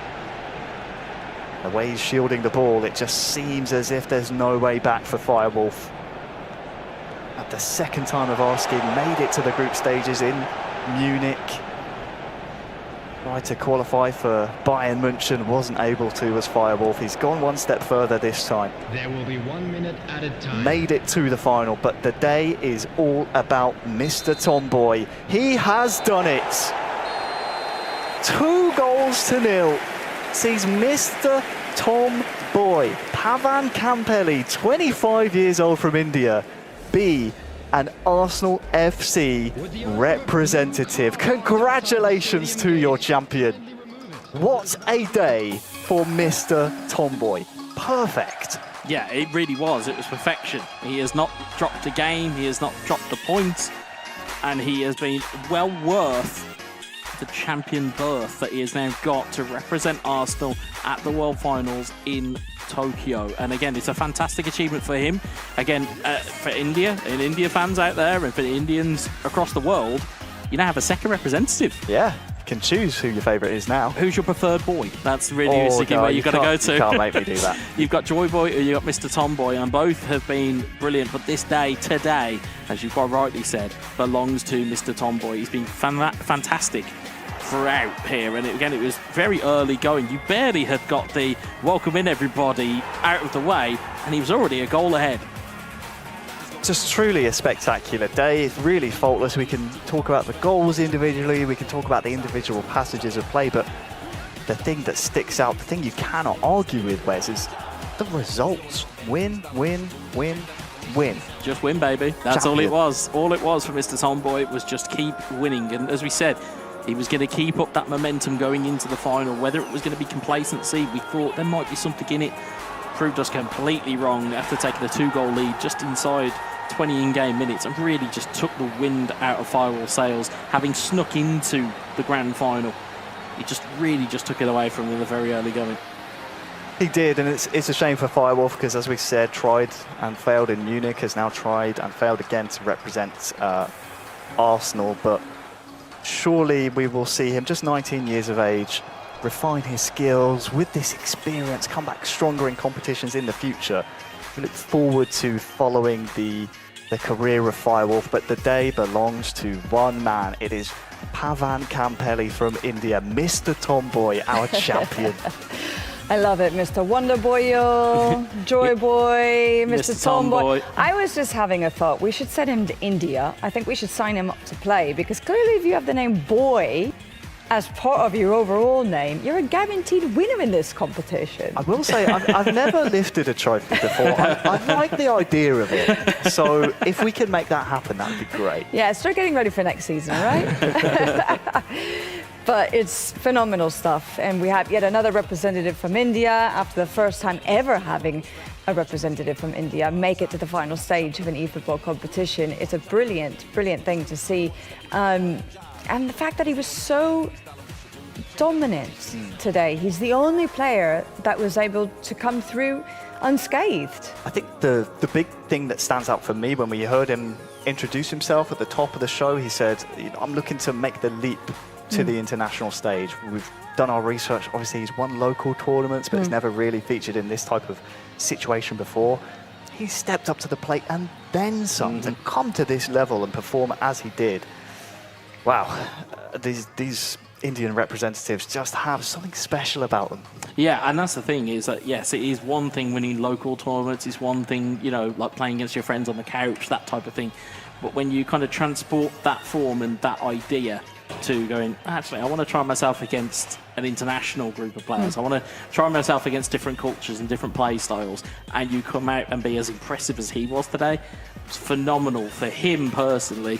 And as we said, for India as a nation, they've got two representatives to kind of root for going into the World Finals in Tokyo. How do you make that jump from being an amateur, from playing in the sort of local scene, to actually really stepping into an international arena, going into the ring against some of the best of the very best, not just in your region, but all across the world? I mean, how is it, Wes, as a player, that you do get yourself prepared to actually take that leap? Well, I think the kind of the key things you do, one is you kind of watch game film. You watch players or you watch hype.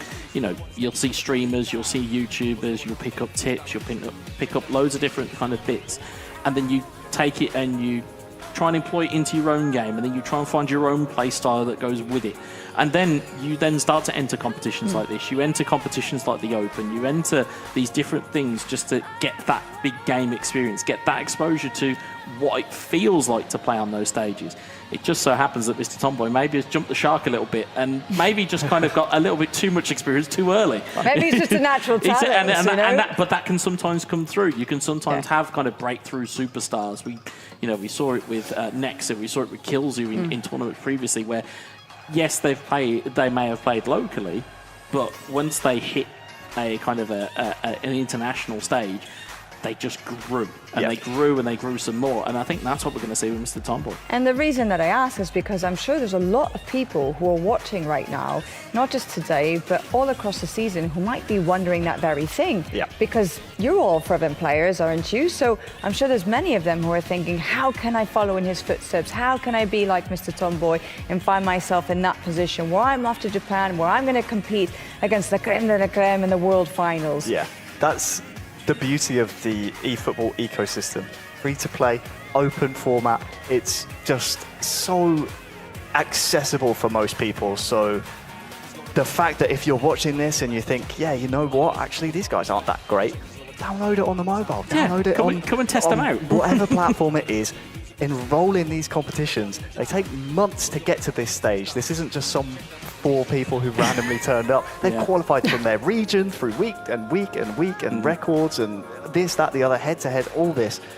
It's open to everyone, so make sure you keep an eye on all the platforms and make sure you're getting yourself involved, because that's the beauty of this ecosystem. You can just start playing, and if you're good enough, you get to this stage. Well, there you go. Proof is in the pudding with Mr. Tomboy. And actually, why don't we go back and look at his day overall? Let's run you through all of those goals from start to finish, because he has scored a fair few amount of them over the last few hours, and obviously enough so that he's going to be lifting that trophy and he's going to be participating come July in Japan. This is how it all started for him today. Yeah, this was the first game against the man who he would eventually face in the final in Firewolf. Do remember this, 2 headers. This was the last-minute winner that you said earlier about Wes. I believe both headers from Nketiah, if I'm not mistaken. So really showing sort of diverse aspects of his gameplay, knows the strengths of this Arsenal roster, knows he can loft it to the Nketiah types. You know, Havertz, there's a lot of height in this team, so he knows this squad. Yeah, absolutely, and again, if you know, as Semra was alluding to in terms of the things that people might be thinking, well, how do I kind of get involved? Is look at these teams, look at what their DNA is within eFootball, because again, for example, there are multiple ways you can go with this Arsenal team. You can either go with the speed of Saka and Martinelli and Nketiah, or you can go the direct route with Havertz and Jesus. You can be defensively strong with playing a double defensive midfielder or a double pivot with like Rice and with Partey. You have all of these weapons. It's just finding out more so what suits your own play style. It's not necessarily going and emulating what Mr. Tomboy or any of the players do here today. It's finding out what suits your own play style. If you like to be direct, you'll go with height. If you like to have possession of the ball, you'll play with, you know, the likes of Odegaard, Smith Rowe, and those kind of silky and kind of skillful dribblers. It's just about finding your own footsteps. That's all you've got to do. Some wonderful goals scored by this man today. I mean, you can see the variety of them, Semra, but he's well and truly he's a worthy champion. Yeah. He's worth his weight in gold today, and he's earned the gold. I'm sure he'll love hearing what you had to say just now, because he is with us. We can talk to him and get his thoughts about winning the day's events for mobile. Congratulations to you. First and foremost, tell me, in the exact moment when you knew that you were the champion, how did it feel? What was going through your mind? To be honest, before coming here, I was crying with my mom. She came here and she hugged me. I couldn't believe, but it's been 3 years. I've been working so hard, learning this game. This game has given me life. So I know what to do. I was controlling the whole game, not only in the finals, but also in the all 4 matches which I played. Was very confident. And yeah, I was very happy and crying before coming here. I hugged my mom. I told my brother that I have won in finals in Arsenal, and yeah, we were all together. 3 members were crying before coming here, and that was amazing feeling. This is the best moment of my life. I think you're going to make all of us cry over here. I mean, that really is just so lovely. Please give your mom a big hug for all of us. Thanks a lot. To be honest, in India, in this game, the esports is like growing, and in my journey is not so smooth. I've came from lot of problems, and I was like, it's not that easy, and like I'm very proud now. Now I'm very happy. And my father passed away 4 years. It's been 4 years. My father passed away, and he will be watching me now, and he will be feeling very happy. And I'm very proud of myself, and he'll be proud of myself too. Like he's proud of me. Well, I'm sure there's no question that his spirit is very much with you and guiding you along on your journey. Let's talk a little bit about your specific journey today, however. You said you were feeling really confident. You clearly came with a game plan. You clearly knew exactly how to execute it all the way across the board. What was it besides that confidence in terms of tactics and your approach to each opponent and in each match? What is it, do you think, that really helped you to have that success? When I knew I was going to play Arsenal finals, I was well prepared. I was practicing till yesterday, like before the match also. I was practicing a lot, and I learned. That's why I'm very confident. To be honest, I know where my player is moving, when I have to pass, when I have to finish. That's why I'm very confident. Because of the practice, I'm very confident. And I imagine it will serve you very well indeed whenever you go to Japan. Have you thought about that at any point in the preparation leading up to today? Or is this now you're going to change your mindset, and from here on out, it's all about the World Finals? To be honest, like I've been trying since many competitions. I was almost there, but today I have made it. Going to Japan, it's always my dream.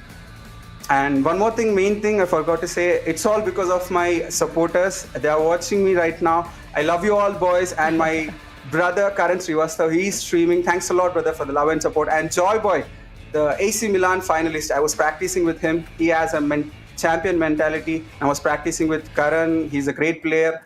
So I've been practicing with the top players, and that's how I got this confidence. Yeah, you saw my gameplay. I was dominating in every single match. That comes with the practice. You certainly were. Well, congratulations. May your trailblazing course continue throughout the year and for many years to come. We're certainly proud of you. I'm sure all of your friends and your supporters are very proud of you as well. So we'll see you very soon. Good luck and enjoy Japan. Thanks a lot, man. Thanks. Brilliant stuff. I love to hear that from him, and the way that he talks about his family and the environment in which he had to work, the support as well from direct competitors and opponents, practicing together, getting themselves ready for the finals. I mean, it's such a nice world, isn't it, the eFootball world? It is. It's great we get a chance to shine the spotlight on some of these human stories, because you had just seen that final. Mr. Tomboy was just a name on a screen who had just scored 2 virtual goals and now represents Arsenal. But now we know so much more about the man himself, the journey he's been through, makes you root for him that much more. But also, as you said, the eFootball landscape is so competitive, but at the same time, such a nice place where everyone wants to see each other succeed. So you're seeing steel sharpen steel in terms of Joy Boy and Mr. Tomboy helping each other out as practice partners.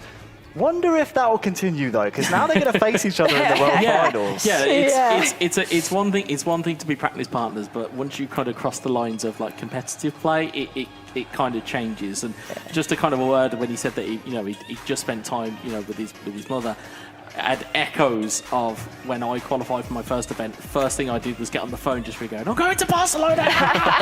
And you lose all control, because as gamers at home, and Gamer Brain, as I'm going to trademark it, as Gamer Brain, it's so far and away of going, well, you're going to go to another location to play this game that you just play on your couch at home.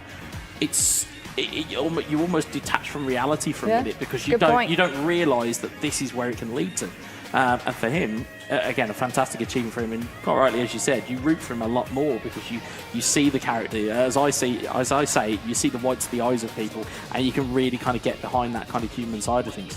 Well, it really is very lovely indeed. Let's see if we get more of those human stories in our next final. It's the grand finale for console. It's going to be Urma up against Axe. I was going to take this and What are pop you that doing? there. I was going to take that and pop that there. That's all I'm going to do. I don't know if I want to touch it.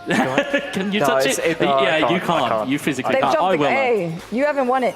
You're not allowed to touch it. No, he can't. But neither have you. He can't touch it for It's the for wrong colour. allegiances. It's the wrong colour. I can't. Right. Whereas I can. Okay, anyway, guys, as we were saying, we have our final finalists of the day ready to go. So let's find out how it all pans out between Irma and Axe.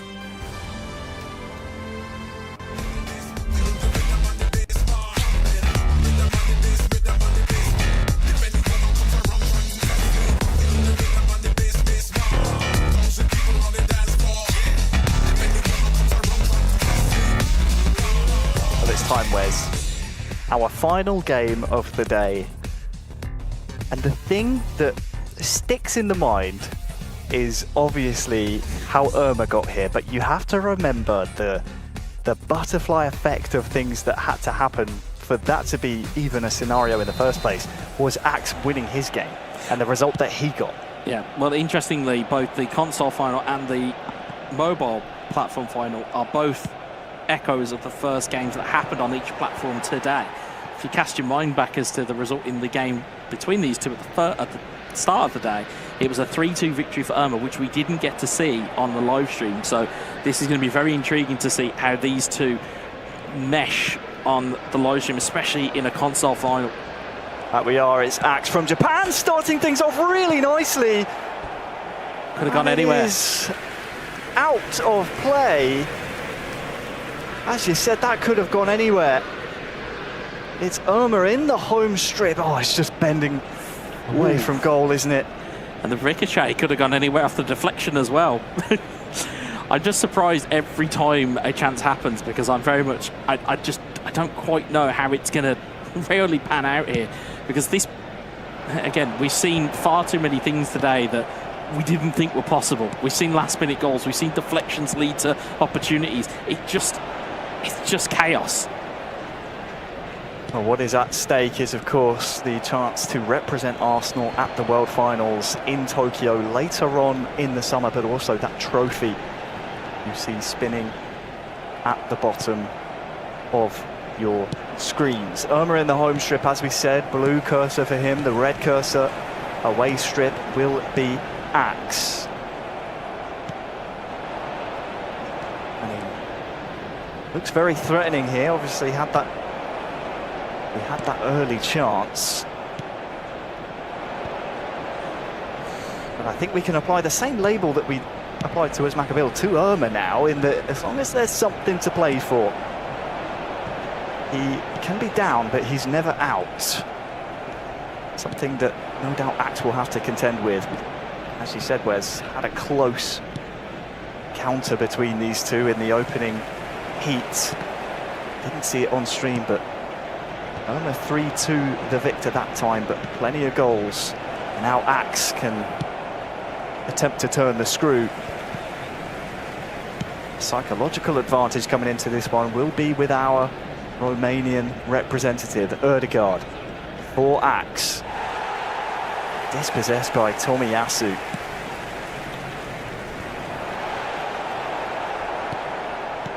It's been a good spell of possession here for Axe.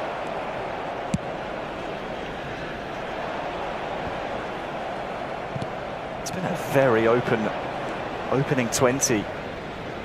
Ball has barely gone out of play since that chance. Kai Havertz here for Axe, using his strength and his body as well.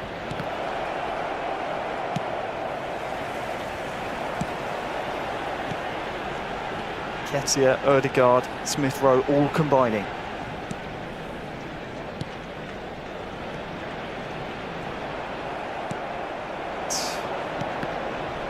It's been a very strong start to the game from Axe. You just want to see Irma take care of the ball a little bit more because he's had to be on the back foot. He's found Ketia though. Bit of an opening there potentially for a strike there. He didn't use it. And Ketia once more. Tomiyasu this time. Yeah, it's seemingly openings that are popping open here as Nketiah looks to find Jesus. Seemingly seems to be these little pockets for Irma to try and find a ball in.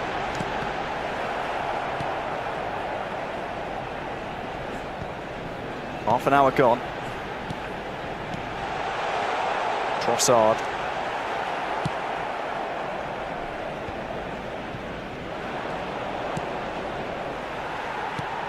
Both men's attacks been unsuccessful so far. Possession turning over. It's just speaking to the occasion a little bit. We know how closely they fought in the group stages. They rematch here in the grand final. Also, you just have to wonder if Irma is just a bit gassed out after that last grasp equaliser that got him qualified to this grand final. Has some defending to do here. Much of that defensive concentration does he have left? Ben White winning the duel against Saka. Yeah, well, we've certainly seen from seasons past that Irma is a player that plays on emotion, and of course there's that big adrenaline hit that he will no doubt have had from pulling himself out of the fire, so to speak, in the last group game. It's just a case of that crash that then happens, and then you've got to get yourself back up for another game. And you know, we say it a lot in terms of, well, there are only players on a stick, you know, on a controller. It can't be that bad. It really is. It's something to really kind of think about. That's a really inviting ball for Jesus to give chase. Smothered defensively.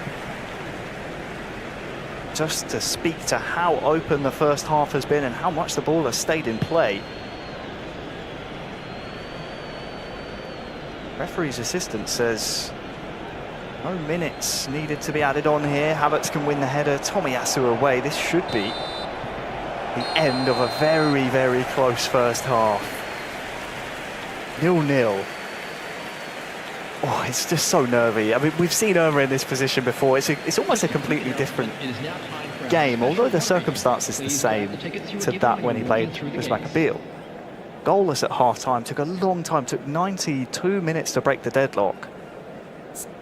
It's almost a different set of circumstances. I mean, an entirely different thing at stake in the trophy spot at the World Finals. But although the situation has minor differences, he finds himself in it again. Yeah, it's really, really nervy. Between these two players, it seemingly is a case that nobody really wants to make an error. Nobody wants to kind of break the lines first, because again, once you break the lines, you may leave gaps and opportunities for your opponent to counter-attack, and that is not something you want to give, especially to either one of these players. Start the second half with Irma in the home strip,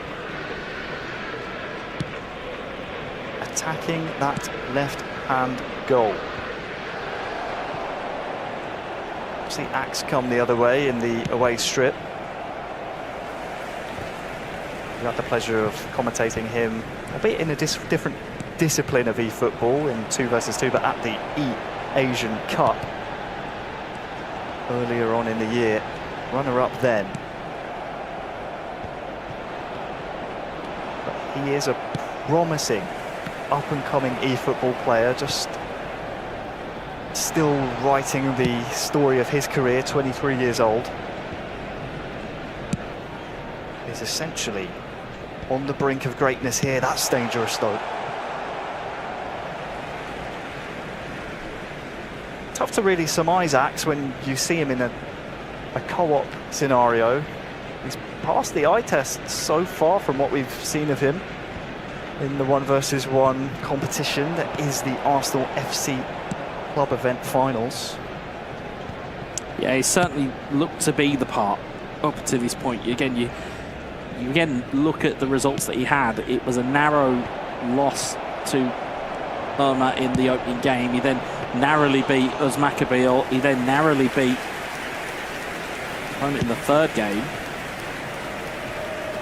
As a result, hasn't really looked back since. 60,332.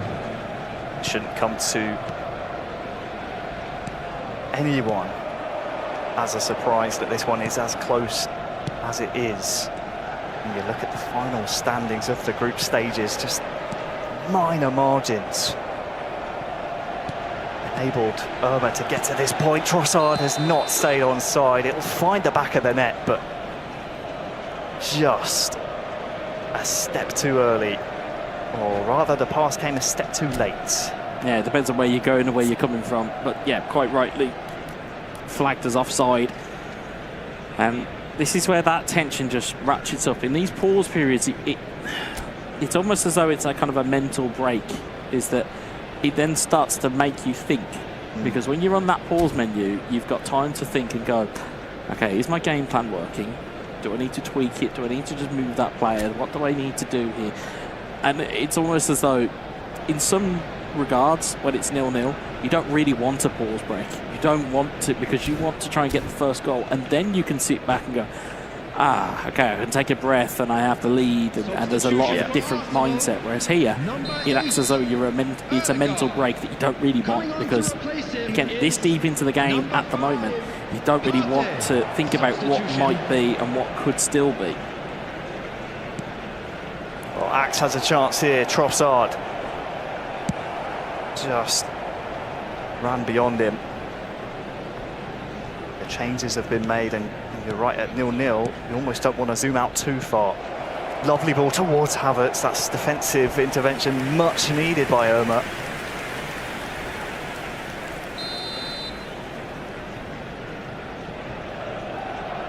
Seen a fair few goals this year from Arsenal, from set pieces. Would this be another one as Tomiyasu lends his head towards it? Maybe best chance of the game so far from Axe. Yeah, there's not been too many clear-cut opportunities there. My favourite phase, they've had chances to have chances, because there have been those moments where if the right pass is selected, it could cause a real big problem. And that set piece there, it just wasn't met cleanly enough at the header. Starting to grow into this second half now as Havertz and Martinelli asking the question. And Trossard back to Smith Rowe. Finally cleared by Irma's Declan Rice. Now there's a break on. Jesus has the burners, but can't turn them on. Yeah, there's a bit of a slight miscommunication between goalkeeper and defender, but Ramsdale did come out and take it away. You can almost see the urgency in Irma trying to get it away. I think he knows the game that he's in at the moment. 15 minutes left, and a reminder as Trossard might be able to feed Jesus. It's level at the 90. We will have extra time and penalties to call upon. We need a winner here. The longer the time ticks down, the closer we get to next goal wins territory. That will be fresh on the mind of both of our finalists. Irma coming forward. Marty able to turn. It's along the floor towards Jesus. Long ball up to Gabriel Jesus again. Seems like both defences doing a really good job of nullifying each other. Gabriel Martinelli will have to try and outrun Tomiyasu. He's brought down. Referee sees no problem. 5 minutes till the 90. Trossard, Martinelli, Havertz! Big save. Irma living dangerously. Trossard is, well, dispossessed, pocket picked by the man on your screen, and Irma has lived so dangerously up to this point in this competition here today. Final attack is there. Just 1 minute added on, the pass is lacking. Jorginho will collect, and is the referee going to be generous here? Think he will. Saliba is in. Saliba clears. And we are going to extra time. Nerve-wracking is what this is for both of these players. You can see almost the urgency to try and just keep the ball away from their own penalty box. Yeah. There is an urgency to get it away. That's where those nerves start to creep in. And granted, we see bravado from eFootball athletes throughout the course of the season. When it comes down to the human side of it, there's a mask that they will put on. These guys will be feeling the nerves right now because they know what's at stake. You have kind of bookended this brilliantly throughout the season, is that these spots are dwindling. There's not many spots left. They will know that their opportunity is here and now. Well, extra time's underway. It is Irma attacking his right-hand goal. Thomas Partey, Jesus, Martinelli. It's suffocating. It's Martinelli! Great save. Smart manual save. Big save, and it was needed. Again, the ball was bouncing around, ricocheting. It was good recycling of the ball. Those steps, challenges from Axe. He's got to be careful there because it was one way either side, or one step in the wrong direction, and there's a penalty that could have easily been given there, so he's got to be careful.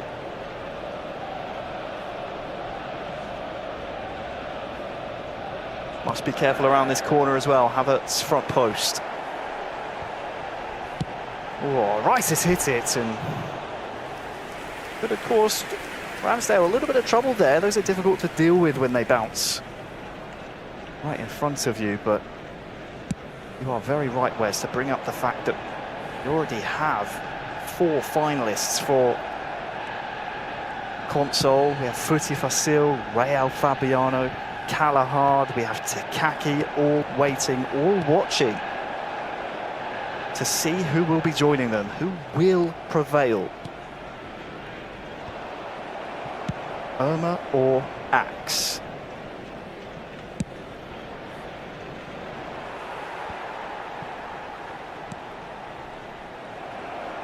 After that really good chance at the start of extra time. The onus now is on Axe. We have about 5 to go until this period comes to a close, but the worry for Axe now is that he just seems to be fizzling out a little bit. Irma on the offensive. Kai Havertz. There's a real chance now for Irma with the double touch. Great defended. Used that move before, but you're right, Wes. There's really good defending there by Axe. Although ball given away here, Trossard. Great tackle, Trossard. Havertz was the man waiting, but cleared by Irma. No minutes added on, so the ball must go forward for both men, and it's unsuccessful, and we go to another period of extra time, Wes. It's nail biting between these two, and there's no quarter given. We said that the group stage game finished 3-2. Yep. We may have, or probably should have hastened to say that the mentality is a lot different in a group game between that and a knockout game, because of course in a group game you have the ability to draw, you have the ability to take a point and live to fight another day. Here we need a winner. Will we find one in the next 15,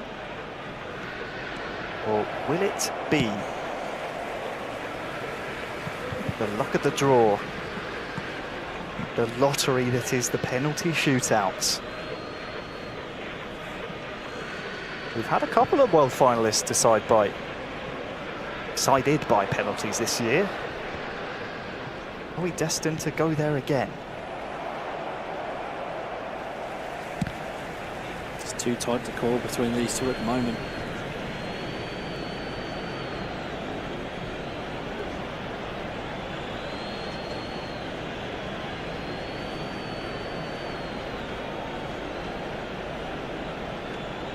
Long throw. Havertz versus Tomiyasu wins the header. Smith Rowe on the edge of the box. Defensive duties underlined there.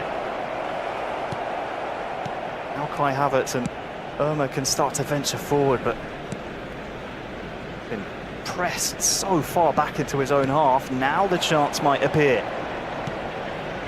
Jesus. He's dispossessed. Approaching 5 minutes left. almost just seems destined to go to spot kicks here, Wes, unless there's a final twist. I was going to say, if it goes to penalties, if you've got a couch I can hide behind, because penalty shootouts have not been my friend as of late.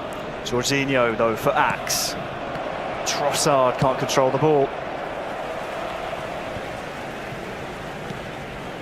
Console group stage was an absolute passion pit. Havertz and Trossard, it breaks for him! For the third time in the game, Ramsdale, down to his right, saves Adrian Irma. Again, it's another big save, but again, it's almost a lack of composure there from Axe. If he gets it out of his feet, and gets a bit more purchase on it, you could sense that may have just ended up in the back of the net. The problem for Irma is this ball, as we're approaching the final throes of extra time. It's so far in his own half, he won't have a chance to try and win the game. He can only hope for spot kicks at this point, and I think that's where we'll be heading, Wes. Oh, the Arsenal FC Club Event Finals. Give me strength. The console platform will be decided in a penalty shootout. How are your nerves? How are your nerves here? That's the real question. There's no real definitive chances that we could really say should have been put away outside of a manual save or two from Irma, and now it is going down to penalty kicks. And as you can see from the stats on your screen, not the greatest of penalty kick takers, might I add. And of course, what that does to the penalty aiming, shall we say, is it makes that targeting circle all that much bigger. Irma steps up first, wastes no time and tucks it home. Straight away. Scores the first penalty. Over to Axe now with Declan Rice. Irma went the right way. Really good finish, especially into the side of the net. You can't really save those. Pressure swings back the other way. Martinelli is saved! It's saved by Axe!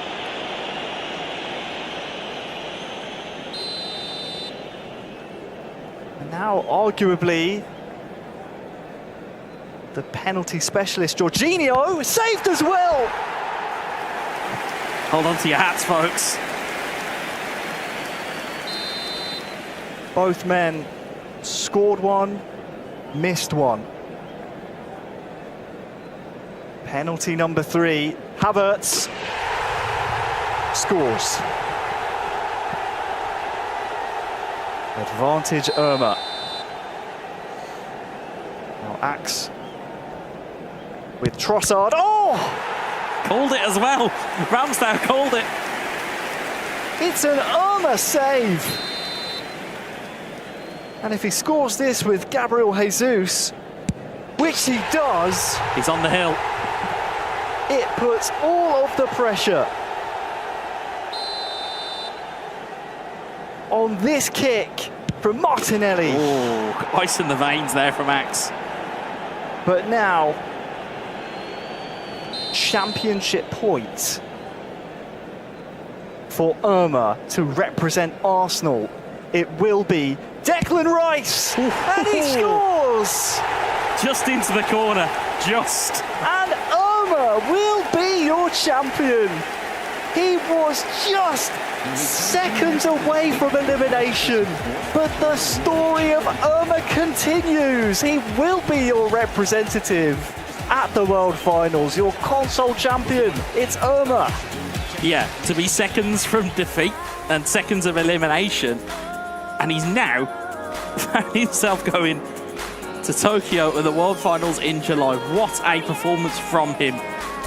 Again, in the penalty shootouts, of course, he was the first one to have a penalty saved. Again, more mentality shown and more personality shown by him.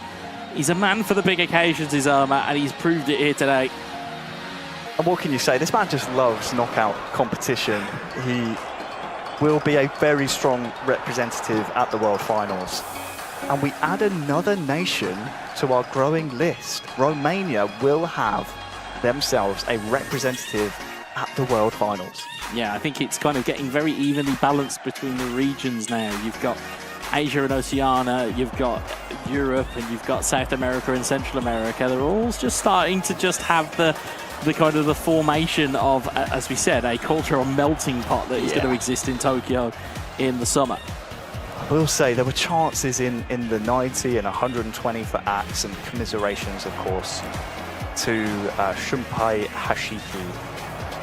Axe, 23 years old, was a runner-up at the E-Asian Cup. Sadly for him, a runner-up here again today. But in terms of the overall outlook of his career, we expect to see him again improve and reiterate and improve, and one day make it over the line. Yeah, 100%. Again, he just kind of showed the level, really. We made mention of the fact that, myself, I'd only seen him in the co-op format. Now I've seen him in 1v1. I've seen the level.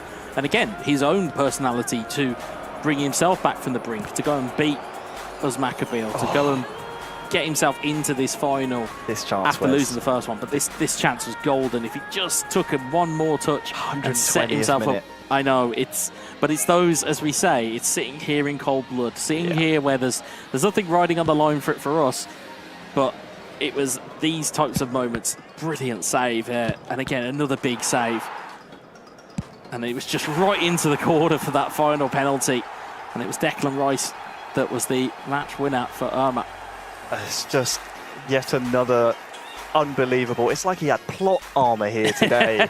Adrian Irma comes through and represents Arsenal, the winner of the console platform, Semra, and will be able to lift this trophy. We'll keep it cozy. It's his. We'll keep it cozy for him. I tell you what, though, the Japanese, he had a real axe to grind after losing to Irma in the first game of the day. He wasn't able to bring the axe in the end to deliver that killer blow. See where I'm going with this? It's my last opportunity. I have to get it all out. I got to get it all out now. But listen, it was a very different game from what we saw. It was much closer. It was much cagier. It was really a fine tactical battle. So very different to that open game that we saw with 5 goals in it.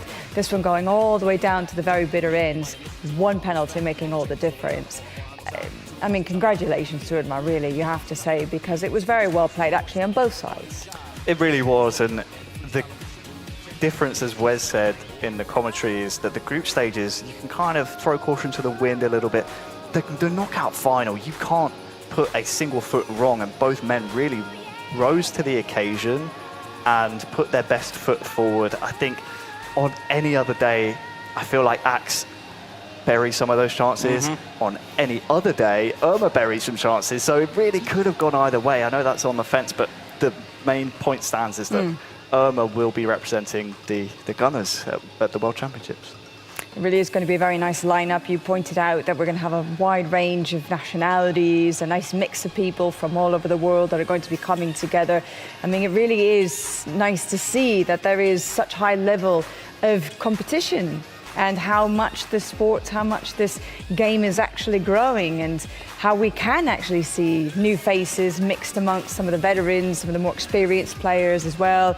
They get seriously challenged in ways perhaps they weren't before. But listen, we have Irma with us, so why don't we catch up with the main man, the main attraction for right now. Congratulations. Of course, this is something you're very familiar with, having won many competitions yourself. But how does it feel this time around to be heading to Japan to represent Arsenal as the winner of console for today? Yes, I'm very happy and proud because I trained a lot.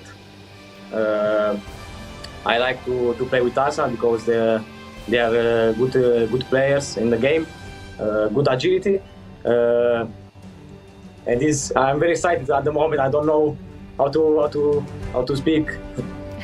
Well, listen, I want to get to the final and the methodology behind it in just a minute, but before we go there, let's do just a quick chronology of how you actually got to the final, because initially you played Axe, you ended up beating him in a 5-goal thriller, but then came one of the biggest games of the day against Uzmakabeel. Left it really late, but you managed to get that point that sent you through. I mean, talk to me a little bit about the emotional roller coaster you must have been going through in that game, and the approach, whether you were looking for the draw, whether you were looking for the win, but how you managed to pull off that comeback, that rescue mission in the end to get you to the final. Against Uzmakabeel was very, very strong. I know him, he know me. a very hard game, but I played for win because it's my style, always attack.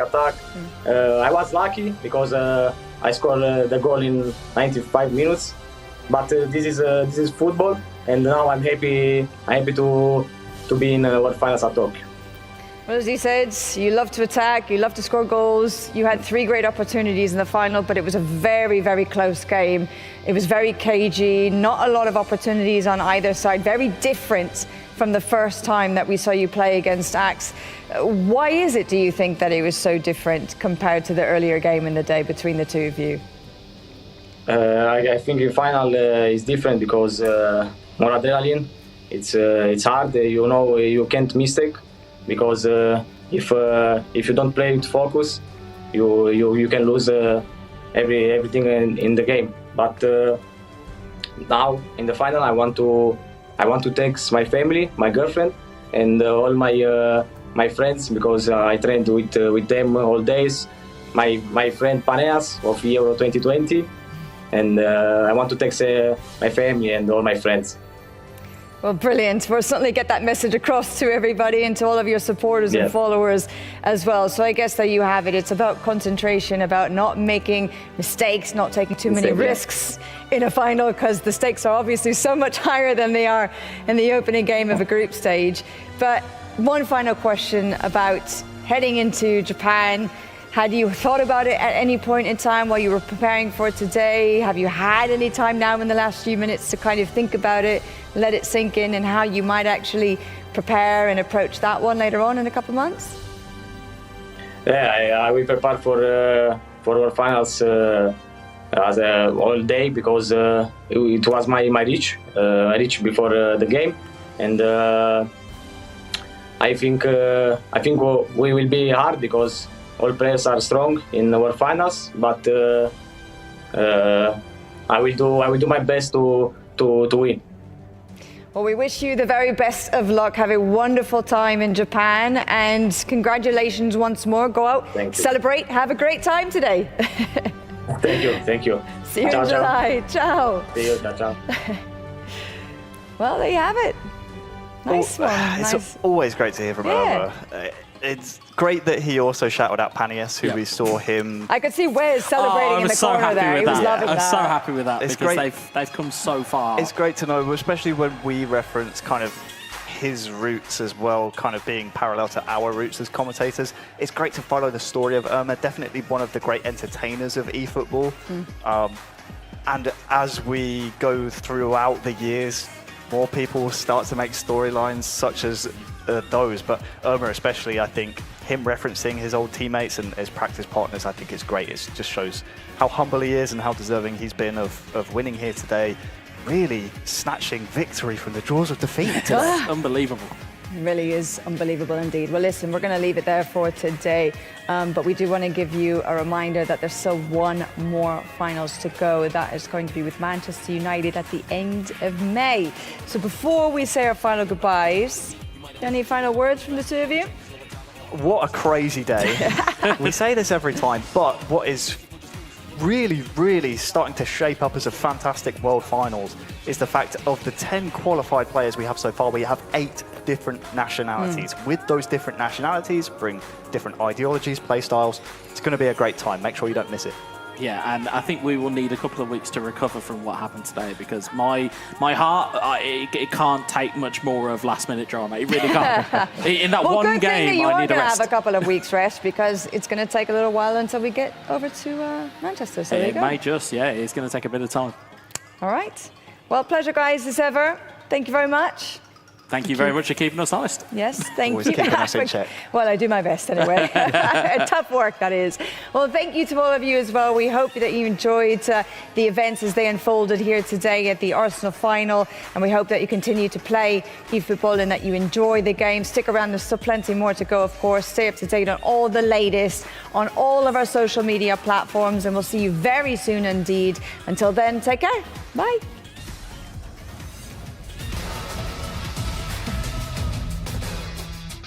There's the roof.